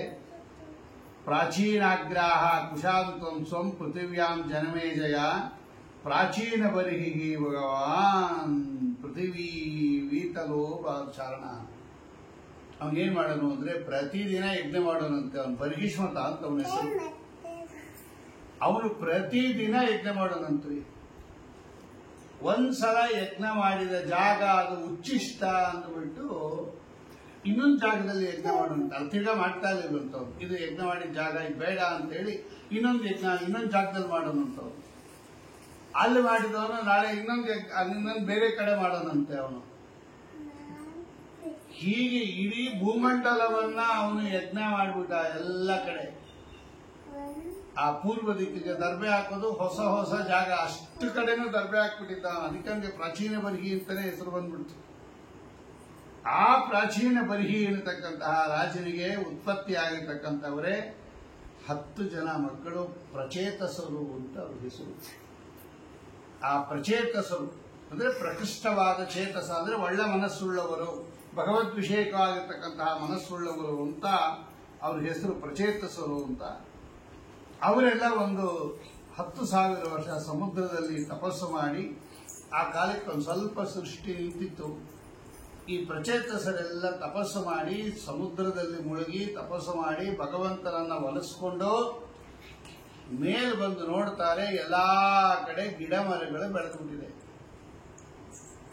ಗಾಳಿ ಸಂಚಾರಕ್ಕೂ ಅಡ್ಡಿಯಾಗುವಷ್ಟು ಮರಗಳು ಗಿಡಗಳು ಬೆಳೆದ್ಬಿಟ್ಟಾಗ ಇವ್ರು ಕೋಪ ಬಂದ್ಬಿಡ್ತು. ಕಣ್ಣಿಂದ ಹಿಂದೆ ನೋಡಿದ್ರು ದಗ ಹತ್ಕೊಂಬಕ್ ಶುರು ಆಯ್ತು ಎಲ್ಲಾ ಮರಗಿಡಗಳು. ಅಂತ ಬಾಯಿ ತೆಗೆದ್ರು, ಗಾಳಿ ಬರಕ್ ಶುರು ಆಯ್ತು. ಕಣ್ಣಿನಿಂದ ಬೆಂಕಿ, ಬಾಯಿಯಿಂದ ಇದು ವಾಯು ಗಾಳಿ ಜೋರಾಗಿ ಹತ್ಕೊಂಡ್ಬಿಡ್ತು ಎಲ್ಲ. ಆಗ ಚಂದ್ರ ಬಂದು ಹೇಳ್ತಾನೆ, ಅವನು ಔಷಧಿ ವನಸ್ಪತಿಗಳಿಗೆಲ್ಲ ರಾಜ ಅವನು ಚಂದ್ರ. ಅವನು ಹೇಳ್ತಾನೆ ಹಂಗೆಲ್ಲ ಮರಗಿಡಗಳನ್ನ ಸುಡಬಾರದು, ಬ್ರಹ್ಮದೇವರು ಯಾವುದೂ ಕೂಡ ವ್ಯರ್ಥವಾಗಿ ಸೃಷ್ಟಿ ಮಾಡಿಲ್ಲ ಅಂತ ಹೇಳಿ ಮಾರೀಷ ಅಂತ ಒಬ್ಬ ಚಂದ್ರ ಸಾಕಿದ ಹೆಣ್ಣು ಮಗಳವಳು. ಆ ಮಾರೀಷ ಅಂತಕ್ಕಂತಹ ಹೆಣ್ಣು ಮಗಳನ್ನು ಈ ಪ್ರಚೇತಸರಿಗೆ ಕೊಟ್ಟು ಲಗ್ನ ಮಾಡ್ತಾನೆ. ಅಲ್ಲಿ ದಕ್ಷ ಪ್ರಜಾಪತಿ ಮತ್ತೊಮ್ಮೆ ಉತ್ಪನ್ನ ಆಗ್ತಾನೆ. ಈ ದೇವತೆಗಳಿಗೆಲ್ಲ ಅನೇಕ ಬಾರಿ ಉತ್ಪತ್ತಿ ಇದೆ. ಒಂದ್ಸಲ ಉತ್ಪತ್ತಿ ಆಗಿ ಹಳೇದನ್ನು ತೆಗೆದುಬಿಟ್ಟು ಈ ರೂಪದಿಂದ ಇರ್ತಾರೆ ಅವರು. ಈಗಾಗಲೇ ಬ್ರಹ್ಮದೇವರ ಮಗನಾಗಿ ಒಮ್ಮೆ ದಕ್ಷ ಪ್ರಜಾಪತಿ ಹುಟ್ಟಿದ್ದ. ಅವನು ರುದ್ರದೇವರ ಯಾಗದಲ್ಲಿ ತಲೆ ಕತ್ತರಿಸ್ಕೊಂಡ್ಬಿಟ್ಟು ಅವನಿಗೆ ಆಡಿನ ತಲೆ ಬಂದ್ಬಿಟ್ಟಿತ್ತು. ಅವನಿಗೆ ಸರಿ ಹೋಗಲಿಲ್ಲ, ನಾ ಇನ್ನೊಂದು ರೂಪ ತಗೊಂಡ್ಬರ್ಬೇಕು ಅಂತ ಹೇಳಿ ಇನ್ನೊಂದು ಬಾರಿ ಉತ್ಪನ್ನನಾದ ಇವರಿಂದ, ಈ ಮಾರೀಷ ಮತ್ತು ಇವರಿಂದ ಉತ್ಪನ್ನನಾಗಿ ಆ ಹಳೆ ರೂಪವನ್ನು ತೆಗೆದುಬಿಟ್ಟ. ಅವನು ಈ ರೂಪದಿಂದ ಇದ್ದ. ಹೀಗೆ ದೇವತೆಗಳಿಗೆ ಅನೇಕ ಬಾರಿ ಉತ್ಪತ್ತಿ ಇದೆ ಅಂತ ಆ ಸಂದರ್ಭದಲ್ಲಿ ಜನಮೇಜಯ ಹೇಳ್ತಾರೆ. ಅಂತಹ ದಕ್ಷ ಪ್ರಜಾಪತಿ ಇದಾನಲ್ಲ, ಅವನು ಲಗ್ನ ಮಾಡಿಕೊಂಡ ಅವನು ವಿಶೇಷವಾಗಿರ್ತಕ್ಕಂತಹ ಸಂಭವ ಕಥಿತಂ ಪೂರ್ವಂ ದಕ್ಷಸ್ಯ ಚ ಮಹಾತ್ಮನಃ ಅಂಗುಷ್ಟಾತ್ ಬ್ರಹ್ಮಣೋ ಜಜ್ಞೆ ದಕ್ಷ ಪ್ರೋಕ್ತ ರೂಪಸ್ಯ ವಾಮಾಹ್ಮುಂಡಾತ್. ಸ್ವಾಮಿ ಹಿಂದೆನೆ ದಕ್ಷ ಪ್ರಜಾಪತಿ ಹುಟ್ಟಿದ್ದ, ಈಗ ಮತ್ತೆ ಹುಟ್ಟುದ ಅಂತ ಹೇಳ್ತೀರಾ ಅಂತ ಹೇಳಿದ್ರೆ ಆವಾಗ ಅವ್ರು ಹೇಳ್ತಾರೆ, ದೇವತೆಗಳಲ್ಲಿ ಈ ಲೋಕದಲ್ಲಿ ಹುಟ್ಟುವಾಗ ದೇವತೆಗಳು ತಾರತಮ್ಯದಿಂದ ಹುಟ್ಟೋದಿಲ್ಲ. ನೋಡಿ, ಅಲ್ಲಿ ಮೂಲ ರೂಪದಲ್ಲಿ ಒಂಥರ ಇರ್ತಾರೆ, ಇಲ್ಲಿ ಅವತಾರ ರೂಪದಲ್ಲಿ ಒಂಥರ ಇರ್ತಾರೆ. ಆದ್ರೆ ನಾವು ತಾರತಮ್ಯವನ್ನ ನಿಷ್ಕರ್ಷೆ ಮಾಡುವಾಗ ಮೂಲ ರೂಪವನ್ನು ತಗೊಂಡು ನಿಷ್ಕರ್ಷೆ ಮಾಡಬೇಕೆ ಹೊರತು ಈ ಅವತಾರ ರೂಪಗಳನ್ನು ತಗೊಂಡು ತಾರತಮ್ಯ ನಿಷ್ಕರ್ಷೆ ಮಾಡಬಾರದು. ಈಗ ಧರ್ಮರಾಜ ದೊಡ್ಡವನಾಗ್ಬಿಟ್ಟ, ಭೀಮಸೇನ ದೇವರು ಚಿಕ್ಕವರಾಗ್ಬಿಟ್ರು ನೋಡ್ರಿ. ಆದ್ರೆ ಭೀಮಸೇನ ದೇವರು ವಾಯುದೇವರು, ಧರ್ಮರಾಜ ಯಮಧರ್ಮರಾಜ. ಕಕ್ಷ ಎಲ್ಲಿದೆ? ವಾಯುದೇವರ ಕಕ್ಷ ಇಲ್ಲಿ, ಯಮಧರ್ಮರಾಜರ ಕಕ್ಷ ಇಲ್ಲಿ. ಯಮಧರ್ಮರಾಜರು ಎಷ್ಟು ಚಿಕ್ಕೋರು ವಾಯುದೇವರಿಗಿಂತ. ಆದ್ರೆ ಭೂಮಿಯಲ್ಲಿ ಹುಟ್ಟಿದಾಗ ಧರ್ಮರಾಜ ದೊಡ್ಡವನಾಗ್ಬಿಟ್ಟ, ಭೀಮಸೇನ ದೇವರು ಚಿಕ್ಕವರಾಗ್ಬಿಟ್ರು. ಅದಕ್ಕೆ ಇದು ತಗೋಬಾರದು. ಈ ಭೂಮಿಯಲ್ಲಿ ಹೆಂಗೆ ಅವತಾರ ಮಾಡ್ತಾರೆ ಅನ್ನೋದು ತಗೋಬೇಡ್ರಿ. ಕಕ್ಷಾ ತಾರತಮ್ಯವನ್ನ ತಿಳಿಯುವಾಗ ನೀವು ಮೂಲ ರೂಪದಲ್ಲಿ ಹೆಂಗಿರ್ತಾರೆ ಅನ್ನೋದೇ ತಗೋಬೇಕು. ದಕ್ಷ ಪ್ರಜಾಪತಿ ಮಾವ ಆಗ್ಬಿಟ್ಟ, ರುದ್ರದೇವರು ಹಳೆಯ ಆಗ್ಬಿಟ್ಟ. ಅಳಿಯ ಚಿಕ್ಕಂತಾನೆ ಮಾವನಿಗಿಂತ. ಆದರೆ ಮೂಲ ರೂಪದಲ್ಲಿ ರುದ್ರದೇವರು ತುಂಬಾ ಮೇಲಿದ್ದಾರೆ, ದಕ್ಷ ಪ್ರಜಾಪತಿ ತುಂಬಾ ಕೆಳಗಡೆ ಇದ್ದಾನೆ. ಆದ್ದರಿಂದ ಈ ಲೋಕದಲ್ಲಿ ಇರತಕ್ಕಂತಹ ಈ ಸಂಬಂಧ ಇದು ದೇವತೆಗಳಿಗೆ ಅನ್ವಯ ಆಗೋದಿಲ್ಲ, ಇದು ತಾತ್ಕಾಲಿಕವಾಗಿರುತ್ತೆ ಹೊರತು ಇಲ್ಲಿ ಅವಮಾನ ಮಾಡಿದ್ರೆ ಅಂತದೇನು ತೊಂದರೆ ಆಗೋದಿಲ್ಲ. ಈಗ ರುದ್ರದೇವರು ಹೇಳಿಲ್ಲ ದಕ್ಷ ಪ್ರಜಾಪತಿ ಬಂದಾಗ, ಹಂಗಂತ ರುದ್ರದೇವರಿಗೆ ಏನೂ ಆಗಲ್ಲ. ಅವರು ಮೂಲ ರೂಪದಲ್ಲಿ ತುಂಬಾ ದೊಡ್ಡವರಾಗಿರೋದ್ರಿಂದ ಈ ಅವತಾರ ರೂಪದಲ್ಲಿ ಮಾಡಿರ್ತಕ್ಕಂಥದ್ದು ಏನೂ ಆಗಲ್ಲ ಅನ್ನೋ ವಿಷಯವನ್ನು ಬರೀತಾರೆ ಅವರು. ಅದನ್ನೆಲ್ಲ ತೋರಿಸ್ತಾರೆ ಅವರು. ಜನ್ಮೇಜಯ ಕೇಳ್ತಾನೆ ಏನಿಲ್ಲ ಹಿಂಗಿಂಗ ಆಗ್ಬಿಡ್ತು ಅಂತ. ಆದ್ದರಿಂದ ದಕ್ಷ ಪ್ರಜಾಪತಿ ವಿಶೇಷವಾಗಿರ್ತಕ್ಕಂತಹ ಈ ನೋಡಿ ಚಂದ್ರ ಕೊಟ್ಟಿರ್ತಕ್ಕಂತಹ ಹೆಣ್ಣು ಮಗಳವರು ಮಾರೀಷ ಅಂತ. ಚಂದ್ರ ಸಾಕಿದ ಹೆಣ್ಣು ಮಗಳು. ಚಂದ್ರ ಸಾಕಿರ್ತಕ್ಕಂತಹ ಹೆಣ್ಣು ಮಗಳನ್ನ ಲಗ್ನ ಮಾಡ್ಕೊತಾನೆ ಪ್ರಚೇತಸರು. ಅಲ್ಲಿ ಉತ್ಪನ್ನರಾಗ್ತಕ್ಕಂಥವನು ದಕ್ಷ. ಅಲ್ಲಿಗೆ ದಕ್ಷನ ಮಗ, ದಕ್ಷನ ತಂದೆ ಪ್ರಚೇತಸರು, ಅವನ ಹೆಂಡತಿಯನ್ನ ಸಾಕುದವನು ಚಂದ್ರ. ಅಲ್ಲಿಗೆ ದಕ್ಷನಿಗೆ ಚಂದ್ರ ತಾತ ಆಗಬೇಕು ಒಂದು ವರ್ಷದಲ್ಲಿ. ಆದರೆ ಚಂದ್ರನಿಗೆ ತನ್ನ ಮಕ್ಕಳನ್ನೇ ಕೊಟ್ಟು ಲಗ್ನ ಮಾಡ್ತಾನೆ ಮುಂದೆ ದಕ್ಷ ಪ್ರಜಾಪತಿ. ದಕ್ಷ ಪ್ರಜಾಪತಿಯಲ್ಲಿ ಉತ್ಪನ್ನರಾಗಿರ್ತಕ್ಕಂತಹ 60 ಜನ ಹೆಣ್ಣು ಮಕ್ಕಳಲ್ಲಿ 27 ಜನರನ್ನ ಚಂದ್ರನಿಗೆ ಕೊಟ್ಟು ಲಗ್ನ ಮಾಡ್ತಾನೆ. ತಾನು ಚಂದ್ರನ ಮೊಮ್ಮಗ ದಕ್ಷ ತನ್ನ ಮಗಳನ್ನ ಚಂದ್ರನಿಗೆ ಕೊಟ್ಟು ಲಗ್ನ ಮಾಡ್ತಾನೆ. ಇದೆಲ್ಲ ಹೆಂಗ್ ಸಾಧ್ಯ ಅಂತ ಕೇಳ್ತಾನೆ ಆ ಸಂದರ್ಭದಲ್ಲಿ ಜನಮೇಜಯ. ದೇವತೆಗಳಲ್ಲಿ ನಮ್ಮ ತರ ಈ ತರ ಇರೋದಿಲ್ಲ. ಈ ಹಿಂಗೆ ಕೆಳಗಡೆ ತಾತ ಮುತ್ತಾತ ಅದೆಲ್ಲ ನಮ್ಮಲ್ಲಿ ಹೆಂಗಿದೆ ಹಂಗಿರೋದಿಲ್ಲ. ದೇವತೆಗಳಲ್ಲಿ ಮೂಲ ರೂಪದಲ್ಲಿ ಅವ್ರು ಹೆಂಗಿರ್ತಾರೋ ಹಂಗೆ ಇರ್ತಾರೆ. ಈ ಲೋಕದ ಈ ಒಂದು ಸಂಬಂಧದ ಅನ್ವಯ ದೇವತೆಗಳಿಗೆ ಆಗೋದಿಲ್ಲ ಅಂತ ಸ್ಪಷ್ಟವಾಗಿ ಹೇಳ್ತಾರೆ. ಇಲ್ಲೇನಿದ್ರು ಯಾವ ಆರ್ಡ್ರಲ್ಲಿ ನಾವು ಹುಡ್ತೀವಲ್ಲ ಅದೇ ಸೀನಿಯಾರಿಟಿಗೆ ಕಾರಣ. ಮೊದಲು ಹುಟ್ಟಿದವರು ದೊಡ್ಡವರು, ಆಮೇಲೆ ಹುಟ್ಟಿದವರು ಚಿಕ್ಕವರು. ದೇವತೆಗಳಲ್ಲಿ ಹಂಗಲ್ಲ, ನೀವು ಯಾವಾಗ ಹುಟ್ಟು ಅವ್ರು ದೊಡ್ಡವರೇ ಆಗಿರ್ತಾರೆ ನಿಮಗಿಂತ. ಜ್ಞಾನ, ತಾರತಮ್ಯ, ಸ್ಥಾನ, ಕಕ್ಷಾ ಮುಖ್ಯ ದೇವತೆಗಳಲ್ಲಿ. ಅವ್ರು ಇವ್ರು ಹೆಂಗ ಆಮೇಲೆ ಹುಟ್ಲಿ ಮೊದಲನ ಹುಟ್ಲಿ. ನಮ್ಮಲ್ಲಿ ಹಂಗಲ್ಲ, ಆಮೇಲೆ ಹುಟ್ಟಿದವರು ಚಿಕ್ಕವರು ಮೊದಲು ಹುಟ್ಟಿದವನು ದೊಡ್ಡವನು ಅಂತ ನಿಯಮ. ಹಂಗೆ ಲೋಕದಲ್ಲಿ ದೇವತಾಗಳಲ್ಲಿ ಇಲ್ಲ ಅಂತ ಸ್ಪಷ್ಟವಾಗಿ ಹೇಳ್ತಾರೆ ಇಲ್ಲಿ. ಆದ್ದರಿಂದ ಈ ಕಥಾವನ್ನೆಲ್ಲ ಕೇಳುವಾಗ ವಿಶೇಷವಾಗಿ ನಾವು ದೇವತೆಗಳಲ್ಲಿ ಹೆಂಗಿರುತ್ತೆ ಅಂತ ತಿಳ್ಕೋಬೇಕು. ಇಂತಹ ಉತ್ಪನ್ನರಾಗಿರ್ತಕ್ಕಂತಹ ಈ ಪ್ರಚೇತಸದಿಂದ ಉತ್ಪನ್ನವಾಗಿರ್ತಕ್ಕಂತಹ ದಕ್ಷ ಮೊದಲು 10,000 ಮಕ್ಕಳನ್ನ ಉತ್ಪನ್ನ ಮಾಡಿದ. ಆ 10,000ವಾಗಿರ್ತಕ್ಕಂತಹ ದಕ್ಷ ಅಸಿಕ್ನಿ ಅಂತ ಅವನು ಹೆಂಡತಿ. ಆ ಅಸಿಕ್ನಿಯಲ್ಲಿ ಒಂದು 10,000 ಜನ ಮಕ್ಕಳು ಅವನಿಗೆ. ಈಗಾದ್ರೆ ಹೇಳ್ಬಿಟ್ಟಿದ್ದೀನಿ 10,000 ಅಂದ್ರೆ ನೀವು ಎದೆ ಹೊಡ್ಕೊಂಡ್ಬಿಡ್ಬೇಡಿ ಏನಪ್ಪ ಇದು ಅಂತ. ಆಮೇಲೆ ನಾ ಹೇಳ್ಬಿಟ್ಟಿದ್ದೀನಿ ಹೆಂಗ್ ಉತ್ಪತ್ತಿ ಆಗುತ್ತೆ ಅಂತ. ಅದಕ್ಕೆ ಮೊದಲೇ ಉದಾಹರಣೆ ಕೊಟ್ಬಿಟ್ಟೆ. ಮಿಷಿನ್ ಅಲ್ಲಿ ಮಾಡೋ ಹಪ್ಪಳ, ಕೈಯಲ್ಲಿ ಮಾಡೋ ಹಪ್ಪಳಕ್ಕೂ ವ್ಯತ್ಯಾಸ ಇರುತ್ತೆ. ಅವನು ರಾಶಿ ಮಾಡಿ ಹಾಕ್ತಾ ಇರ್ತಾನೆ. ನೀವು ಯಾರಪ್ಪ ಇಷ್ಟೊಂದು ಲಕ್ಷಿದ್ದು ಅಂತ ತಲೆ ಕೆಡಿಸ್ಕೋಬೇಡ್ರಿ, ಅದು ಮಿಷಿನ್ ನಿಂದ ಮಾಡಿರೋದು. ಹಂಗೆ ಪುತ್ರರನ್ನ ಪಡೀತಕ್ಕಂಥ ಕ್ರಮ ಬೇರೆ ಬೇರೆ ಇರುತ್ತೆ. ಅದು ನಮಗೆ ಮಂತ್ರ ಬಲದಿಂದ ಹಂಗೆ ಉತ್ಪತ್ತಿ ಮಾಡೋ ಸಾಮರ್ಥ್ಯ ಇಲ್ಲ. ಅದಕ್ಕೆ ಇಲ್ಲೆಲ್ಲ ಸಂತಾನ ಕಡಿಮೆ. ಇಲ್ಲಿ ಈ ಮೈಥುನ ಸೃಷ್ಟಿಯಿಂದ ಆಗೋ ಸಂತಾನ ಕಡಿಮೆ. ಕೈಯಲ್ಲಿ ಹಪ್ಪಳ ಮಾಡಿದ್ರೆ ಎಷ್ಟು ಮಾಡ್ಬೋದು ಗಂಟೆಗೆ? ಅದಕ್ಕಿಂತ ಜಾಸ್ತಿ ಮಾಡಕ್ಕಾಗಲ್ಲ. ನೀವು ಎಷ್ಟೇ ಭಾಷೆ ಮಾಡಿದ್ರು ಲಿಮಿಟ್ ಇರುತ್ತೆ. ಅದೇ ಮಿಷಿನ್ ಅಲ್ಲಿ ಮಾಡಿದ್ರೆ ಆ ಮಿಷಿನ್ ಕೆಪಾಸಿಟಿ ಜಾಸ್ತಿ ಮಾಡ್ಕೊಂಡು ಹೋಗ್ತಾ ಇದ್ರೆ ಎಷ್ಟೊಂದಾಗುತ್ತೆ ಅದು. ಹಂಗೆ ಪುತ್ರೋತ್ಪತ್ತಿ ಎಲ್ಲ ಆ ತರ ಇರುತ್ತೆ ಹಿಂದಿನ ಕಾಲದಲ್ಲಿ. ಸ್ಪಷ್ಟೈವಯಂ ಪ್ರೀತಿ ಮತಾನಿರೇನ ನರೇಂದ್ರ ಕಾಂತ ಸುಷುವೇತ್ರ ಕುಂತಿ. ವಾಯುದೇವರು ಬರೀ ಸ್ಪರ್ಶ ಮಾಡ್ಬಿಟ್ರಷ್ಟೇ ಕುಂತಿಯನ್ನ. ಭೀಮಸೇನ ದೇವರು ಉತ್ಪತ್ತಿ ಆಗ್ಬಿಟ್ರು. ನರೇಂದ್ರ ಕಾಂತ ಸುಷುವೇತ್ರ ಕುಂತಿ ಸ್ಪೃಷ್ಟೈವಯಂ ಪ್ರೀತಿಮತ ಅನಿರೇನ. ದರ್ಶನದಿಂದ, ಸ್ಪರ್ಶನದಿಂದ, ಚಿಂತನೆಯಿಂದ ಇಷ್ಟು ಮಕ್ಕಳಾಗಬೇಕು ಅಂತ ಮನಸ್ಸಿನಲ್ಲಿ ಬಂದ್ರೆ ಅಷ್ಟು ಮಕ್ಕಳಾಗ್ಬಿಡದಂತೆ. ಹಂಗೆ ಅದು ಆ ಸೃಷ್ಟಿ ಕ್ರಮನೇ ಬೇರೆ ತರ ಇರುತ್ತೆ. 10,000 ಮಕ್ಕಳನ್ನ ಪಡೆದ ಅವನು ಅಸಿಕ್ನಿ ಅಂತ ಅವನು ಹೆಂಡತಿ ದಕ್ಷ ಪ್ರಜಾಪತಿ. ಆಮೇಲೆ ಅವ್ರನ್ನ ನೀವು ಸಂತಾನ ಅವಾಗೆಲ್ಲ ಇನ್ನ ಜಗತ್ತಿನಲ್ಲಿ ಸಂತಾನನೇ ಇರಲಿಲ್ಲ, ಇನ್ ಜನ ಎಲ್ಲ ಇರಲಿಲ್ಲ. ಇನ್ನ ಇದೆಲ್ಲ ಪ್ರಾರಂಭದ ಕಾಲದ್ದು ಹೇಳ್ತಾ ಇರೋದು. ಇನ್ನ ಜಗತ್ತಿನಲ್ಲಿ ಸಂತಾನನೇ ಇರಲಿಲ್ಲ, ಎಲ್ಲ ಖಾಲಿ ಇತ್ತು ಅವಾಗ. ಏನು ಮನೆ ಇಲ್ಲ, ಇಲ್ಲಿ ಸೈಟ್ ಎಲ್ಲ ಹೆಂಗಿತ್ತು. ಆಮೇಲೆ ಮನೆ ಕಟ್ಟಿದ್ಮೇಲೆ ರೋಡು ಕ್ರಾಸು ಮನೆಗಳು ಮೇಲೆ ಎಲ್ಲ. ಮೊದಲಿಗೆಲ್ಲ ಹೆಂಗಿತ್ತು ಇಲ್ಲಿ, ಹಂಗೆ ಮೊದಲು ಖಾಲಿ ಇತ್ತು ಇಡೀ ಬ್ರಹ್ಮಾಂಡ, ಜನಗಳೇ ಇರಲಿಲ್ಲ. ಸೃಷ್ಟಿಯ ಪ್ರಾರಂಭದಲ್ಲಿ ಸೃಷ್ಟಿ ಹೆಂಗಾಯ್ತು ಅಂತ ಆವಾಗಿಂದ ವರ್ಣನೆ ಮಾಡ್ತಾ ಇದ್ದಾರೆ ಅವರು. ನೀವು ಎಲ್ಲ ಸಂತಾನ ಉತ್ಪತ್ತಿ ಮಾಡಿ, ಯಾಕಂದ್ರೆ ಅದು ಸೃಷ್ಟಿಕಾಲ. ಅದು ಭಗವಂತನ ಆದೇಶನೇ ಹಂಗಿದೆ ಬ್ರಹ್ಮದೇವರಿಗೆ, ನೀನ್ ಸೃಷ್ಟಿ ಮಾಡಬೇಕು.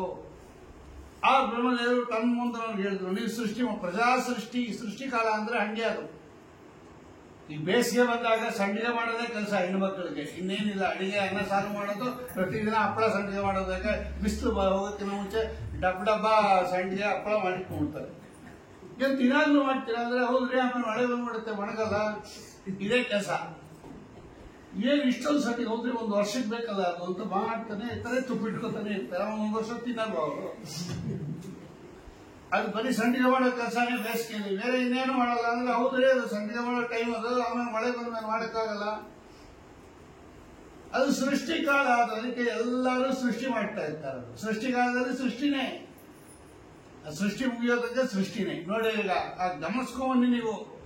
ಮೊದಲು ಭಗವಂತನಿಂದ ಸೃಷ್ಟಿ, ಆಮೇಲೆ ಬ್ರಹ್ಮದೇವರಿಂದ ಸೃಷ್ಟಿ, ಆಮೇಲೆ ವಸಿಷ್ಠಾದಿ ಋಷಿಗಳಿಂದ ಸೃಷ್ಟಿ,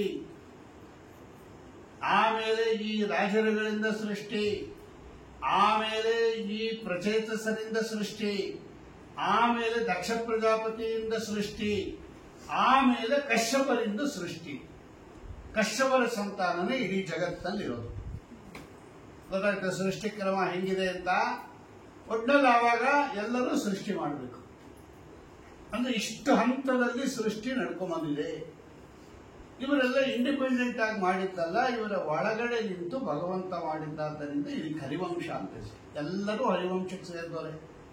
ಮೂಲ ಪುರುಷ ಭಗವಂತ ಹರಿ, ಅವನಿಂದ ಸೃಷ್ಟಿಯಾಗಿರೋದಕ್ಕೆಲ್ಲ ಈ ವಂಶಕ್ಕೆ ಹರಿವಂಶ ಅಂತ ಕರೀತಾರೆ. ನಿಮ್ದು ಯಾವ ವಂಶ? ನಮ್ದು ಹರಿವಂಶ. ಮೂಲ ಕಾರಣ ಭಗವಂತ. ಆದರೆ ಆಯಾ ಕಾಲದಲ್ಲಿ ಆಯಾ ವ್ಯಕ್ತಿಗಳಲ್ಲಿ ನಿಂತು ಭಗವಂತ ವಿಚಿತ್ರವಾದ ಸೃಷ್ಟಿಯನ್ನು ಮಾಡಿಸ್ತಾನೆ. ಈಗ ದಕ್ಷ ಪ್ರಜಾಪತಿಯಿಂದ ಸೃಷ್ಟಿ ಮುಂದುವರಿಯಿತು. ಈಗ ದಕ್ಷ ಪ್ರಜಾಪತಿ 10,000 ಜನ ಮಕ್ಕಳನ್ನ ಪಡೆದ, ಹರಿಯೇಶ್ವರು ಅಂತ ಹೆಸರು ಅವ್ರಿಗೆ. ಅವ್ರಿಗೂ ಹೇಳ್ದ ನೀವು ಸೃಷ್ಟಿ ಮಾಡಬೇಕು ಅಂತ. ಅದಕ್ಕೆ ಬೇಕಾಗಿರ್ತಕ್ಕಂತಹ ತಪಸ್ಸನ್ನು ಸಂಪಾದನೆ ಮಾಡ್ಕೊಂಡ್ ಬರ್ತೀವಿ ಇಂದ್ರು. ಅವರು ತಪಸ್ಸು ಮಾಡಕ್ ಹೋದ್ರು. ನಾರದ್ರು ಬಂದ್ರು, ಕೇಳಿದ್ರು ಅವರು, ಎಲ್ಲಪ್ಪ ಹೋದ್ರಿ ನೀವು, ಎಲ್ಲಿಗೆ ಹೋಗ್ತಾ ಇದ್ದೀರಾ ಅಂದ್ರು. ನಾವೆಲ್ಲ ದಕ್ಷ ಪ್ರಜಾಪತಿ ಮಕ್ಕಳು, ಹರಿಯೇಶ್ವರು ಅಂತ ಹೆಸರು, 10,000 ಜನ, ನಾವು ತಪಸ್ಸು ಮಾಡಕ್ ಹೋಗ್ತಾ ಇದೀವಿ. ಯಾಕೆ ಅಂದ್ರು. ಸೃಷ್ಟಿ ಮಾಡಿ ಅಂತ ಹೇಳಿ, ಪ್ರಜಾ ಸೃಷ್ಟಿ, ಅದು ಒಳ್ಳೆ ಸೃಷ್ಟಿ ಆಗ್ಲಿ ಅನ್ನೋ ದೃಷ್ಟಿಯಿಂದ ಶಕ್ತಿ ಸಾಮರ್ಥ್ಯ ಪಡೆಯೋಕ್ಕೆ ಅಷ್ಟರ ತಪಸ್ಸು ಮಾಡ್ತಾ ಇದೀವಿ ಅಂದ್ರು.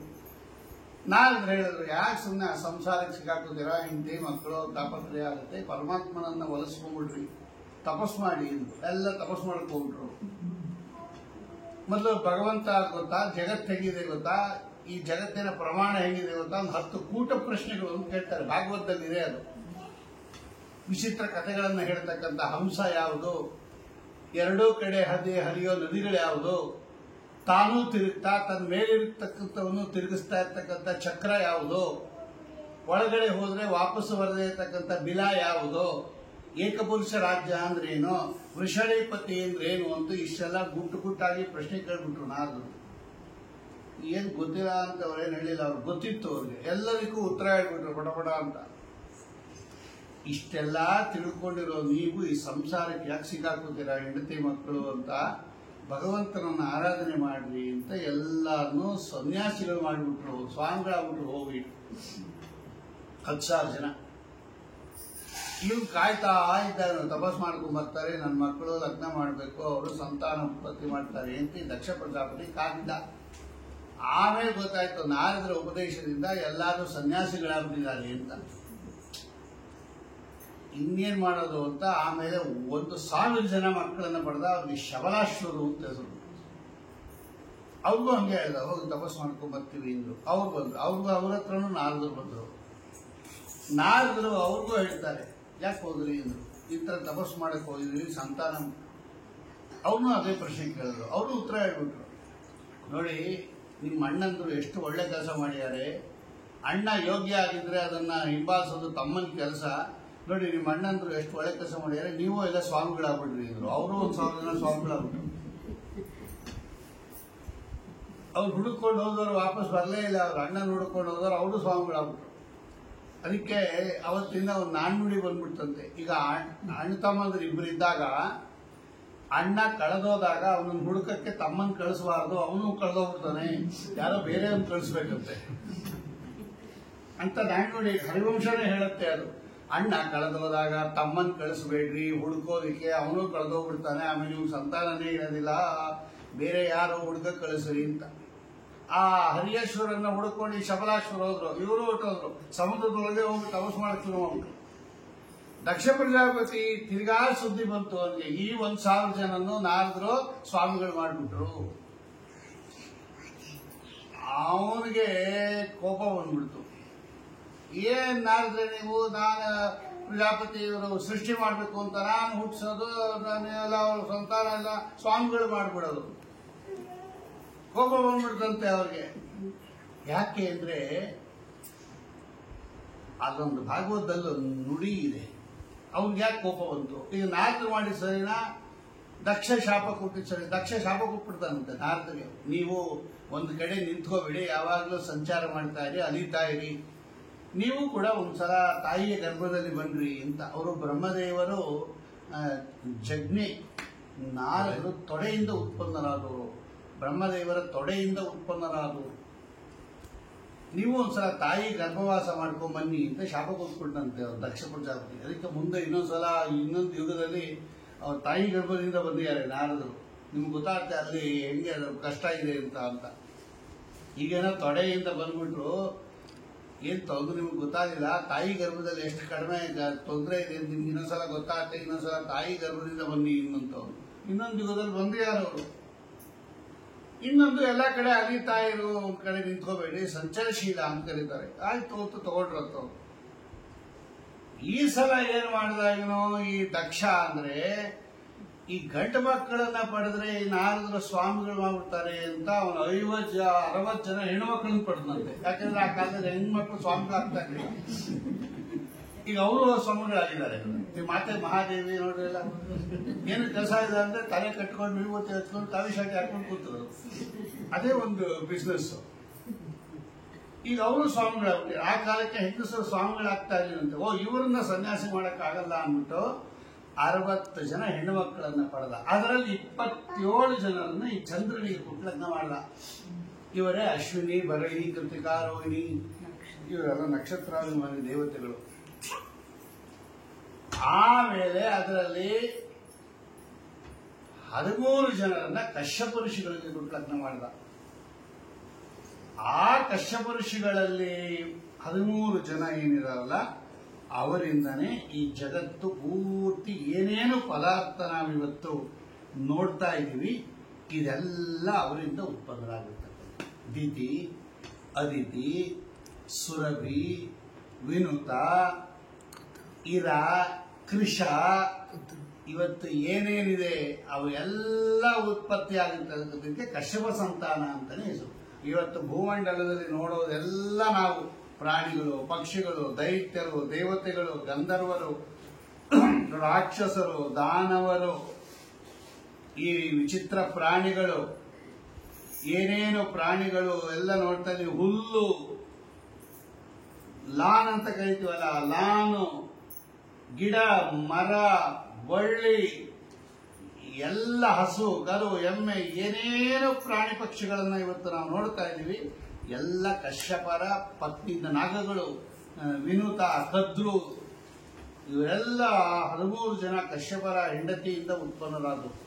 ಅದಕ್ಕೆ ಇವತ್ತು ಗೋತ್ರ ಗೊತ್ತಿಲ್ಲ ಅಂದ್ರೆ ಕಾಶ್ಯಪ ಗೋತ್ರ ಅಂದ್ಬಿಡ್ತಾರೆ. ಯಾಕಂದ್ರೆ ಅಲ್ಲಿಂದನೇ ಬಂದಿರೋದು, ಮೂಲ ಪುರುಷರು ಅವರೇ ಆಗುತ್ತೆ. ಯಾರಿಂದ ಗೊತ್ತಾಗಿದೆ ಅಂದ್ರೆ ಕಶ್ಯಪ ಋಷಿಗಳಿಂದ ಬಂದವರಾದ್ದರಿಂದ ನಾವೆಲ್ಲ ಕಾಶ್ಯಪ ಗೋತ್ರದವರು. ಇಡೀ ಜಗತ್ತು ಕಶ್ಯಪ ಋಷಿಗಳ ಸಂತಾನದಿಂದ ತುಂಬೋಯ್ತು ಅಂತ ಹೇಳಿ, ಅಂತಹ ಕಶ್ಯಪ ಋಷಿಗಳ ವಂಶದ ಕಥೆಯನ್ನು ಹೇಳ್ರಿ ಅಂತ ಕೇಳ್ತಾನೆ ಚನ್ನಮೇಜಯ. ಆ ಕಶ್ಯಪ ಋಷಿಗಳಿಂದ ಉತ್ಪನ್ನರಾಗಿರ್ತಕ್ಕಂತಹ ವಿಷಯ ಬಹಳ ಸುಂದರವಾಗಿರ್ತಕ್ಕಂಥದ್ದು. ಅದನ್ನ ನಿರೂಪಣೆ ಮಾಡಿ ಆಮೇಲೆ ಅಲ್ಲಿ ಬಂದಿರತಕ್ಕಂತಹ ದೈತ್ಯರುಗಳು ಯಾರ್ಯಾರು ಬಂದರು, ದಾನವರು ಯಾರ್ಯಾರು ಬಂದರು, ಯಾವ ದಾನವರು ಎಷ್ಟೆಷ್ಟು ಜನ ಇದ್ದಾರೆ, ದೈತ್ಯರಾರು, ಹಿರಣ್ಯಕಶಿಪು, ಹಿರಣ್ಯಾಕ್ಷ, ಅವರ ವಂಶ, ದಾನವರ ವಂಶ, ಇದೆ ಹರಿವಂಶ ಅಂತಾನೆ ಮೊದಲನೇ ಪರ್ವ ಬರೀ ಇಂಥದೇ. ದೇವತೆಗಳು ಹೆಂಗ್ ಹುಟ್ಟಿದ್ರು, ದೈತ್ಯರು ಹೆಂಗ್ ಹುಟ್ಟಿದ್ರು, ದಾನವರು ಹೆಂಗ್ ಹುಟ್ಟಿದ್ರು, ರಾಕ್ಷಸರು ಹೆಂಗ್ ಹುಟ್ಟಿದ್ರು, ಎಂತೆಂಥವ್ರು ಅವರೆಲ್ಲ, ಇವನ್ನೆಲ್ಲ ಉತ್ಪತ್ತಿ ಮಾಡಿದವನು ಭಗವಂತ. ಅಲ್ಲಿ ಬಂದು ನಿಲ್ಲಿಸ್ಬೇಕದು ಕಡೆಯಲ್ಲಿ. ಈ ತರ ವಿಚಿತ್ರವಾಗಿರ್ತಕ್ಕಂತಹ ಜಗತ್ತನ್ನ ನಿರ್ಮಾಣ ಮಾಡತಕ್ಕಂತಹ ಭಗವಂತನಿಗೆ ನಮಗೆ ಒಂದು ಸಂತಾನ ಕೊಡೋದು ಕಷ್ಟ ಏನಲ್ಲ. ಹೇ ಪರಮಾತ್ಮ, ಇಂತಹ ಸೃಷ್ಟಿಯನ್ನ ಮಾಡಿರ್ತಕ್ಕಂತಹ ನೀನು ನಮಗೂ ಕೂಡ ಒಂದು ಸಂತಾನವನ್ನು ಕೊಡು ಅಂತ ಭಕ್ತಿಯಿಂದ ಕೇಳ್ಕೊಂಡಾಗ, ಭಕ್ತಿಯಿಂದ ಭಗವಂತ ಆರಾಧನೆ ಮಾಡಿದವರಿಗೆ ಒಳ್ಳೆ ಸತ್ಸಂತಾನವನ್ನು ಅನುಗ್ರಹ ಮಾಡ್ತಾನೆ ಎನ್ನುವುದನ್ನು ತೋರಿಸೋಕ್ಕೋಸ್ಕರನೇ ಈ ವಂಶಾವಳಿಯನ್ನು ನಿರೂಪಣೆ ಮಾಡಿರ್ತಕ್ಕಂಥದ್ದು. ಆ ಕಶ್ಯಪರ ವಂಶ, ಅಲ್ಲಿ ಉತ್ಪನ್ನವಾಗಿರ್ತಕ್ಕಂತಹ ದೇವತೆಗಳು, ಅಲ್ಲಿಂದ ಬಂದಿರತಕ್ಕಂತಹ ಸೂರ್ಯ, ಆ ಸೂರ್ಯನ ವಂಶ, ಅಲ್ಲಿ ಬಂದಿರತಕ್ಕಂಥವನೇ ವೈವಸ್ವತ ಮನು, ಅಲ್ಲಿ ಬಂದಿರತಕ್ಕಂಥದ್ದೇ ಉತ್ಕರ್ಷವಾಗಿರ್ತಕ್ಕಂತಹ ಸೂರ್ಯ ವಂಶದ ದೊರೆ, ಅಲ್ಲಿ ಬಂದಿರತಕ್ಕಂತಹ ರಾಜರ ಕಥಾ, ಅದನ್ನೆಲ್ಲ ನಾಳೆ ದಿವಸ ಯಥಾಮತಿ ಚಿಂತನೆ ಮಾಡೋಣ. ಶ್ರೀಕೃಷ್ಣ ಅರ್ಪಣಮಸ್ತು. ಕಾಯೇನ ವಾಚ ಮನಸ್ಸು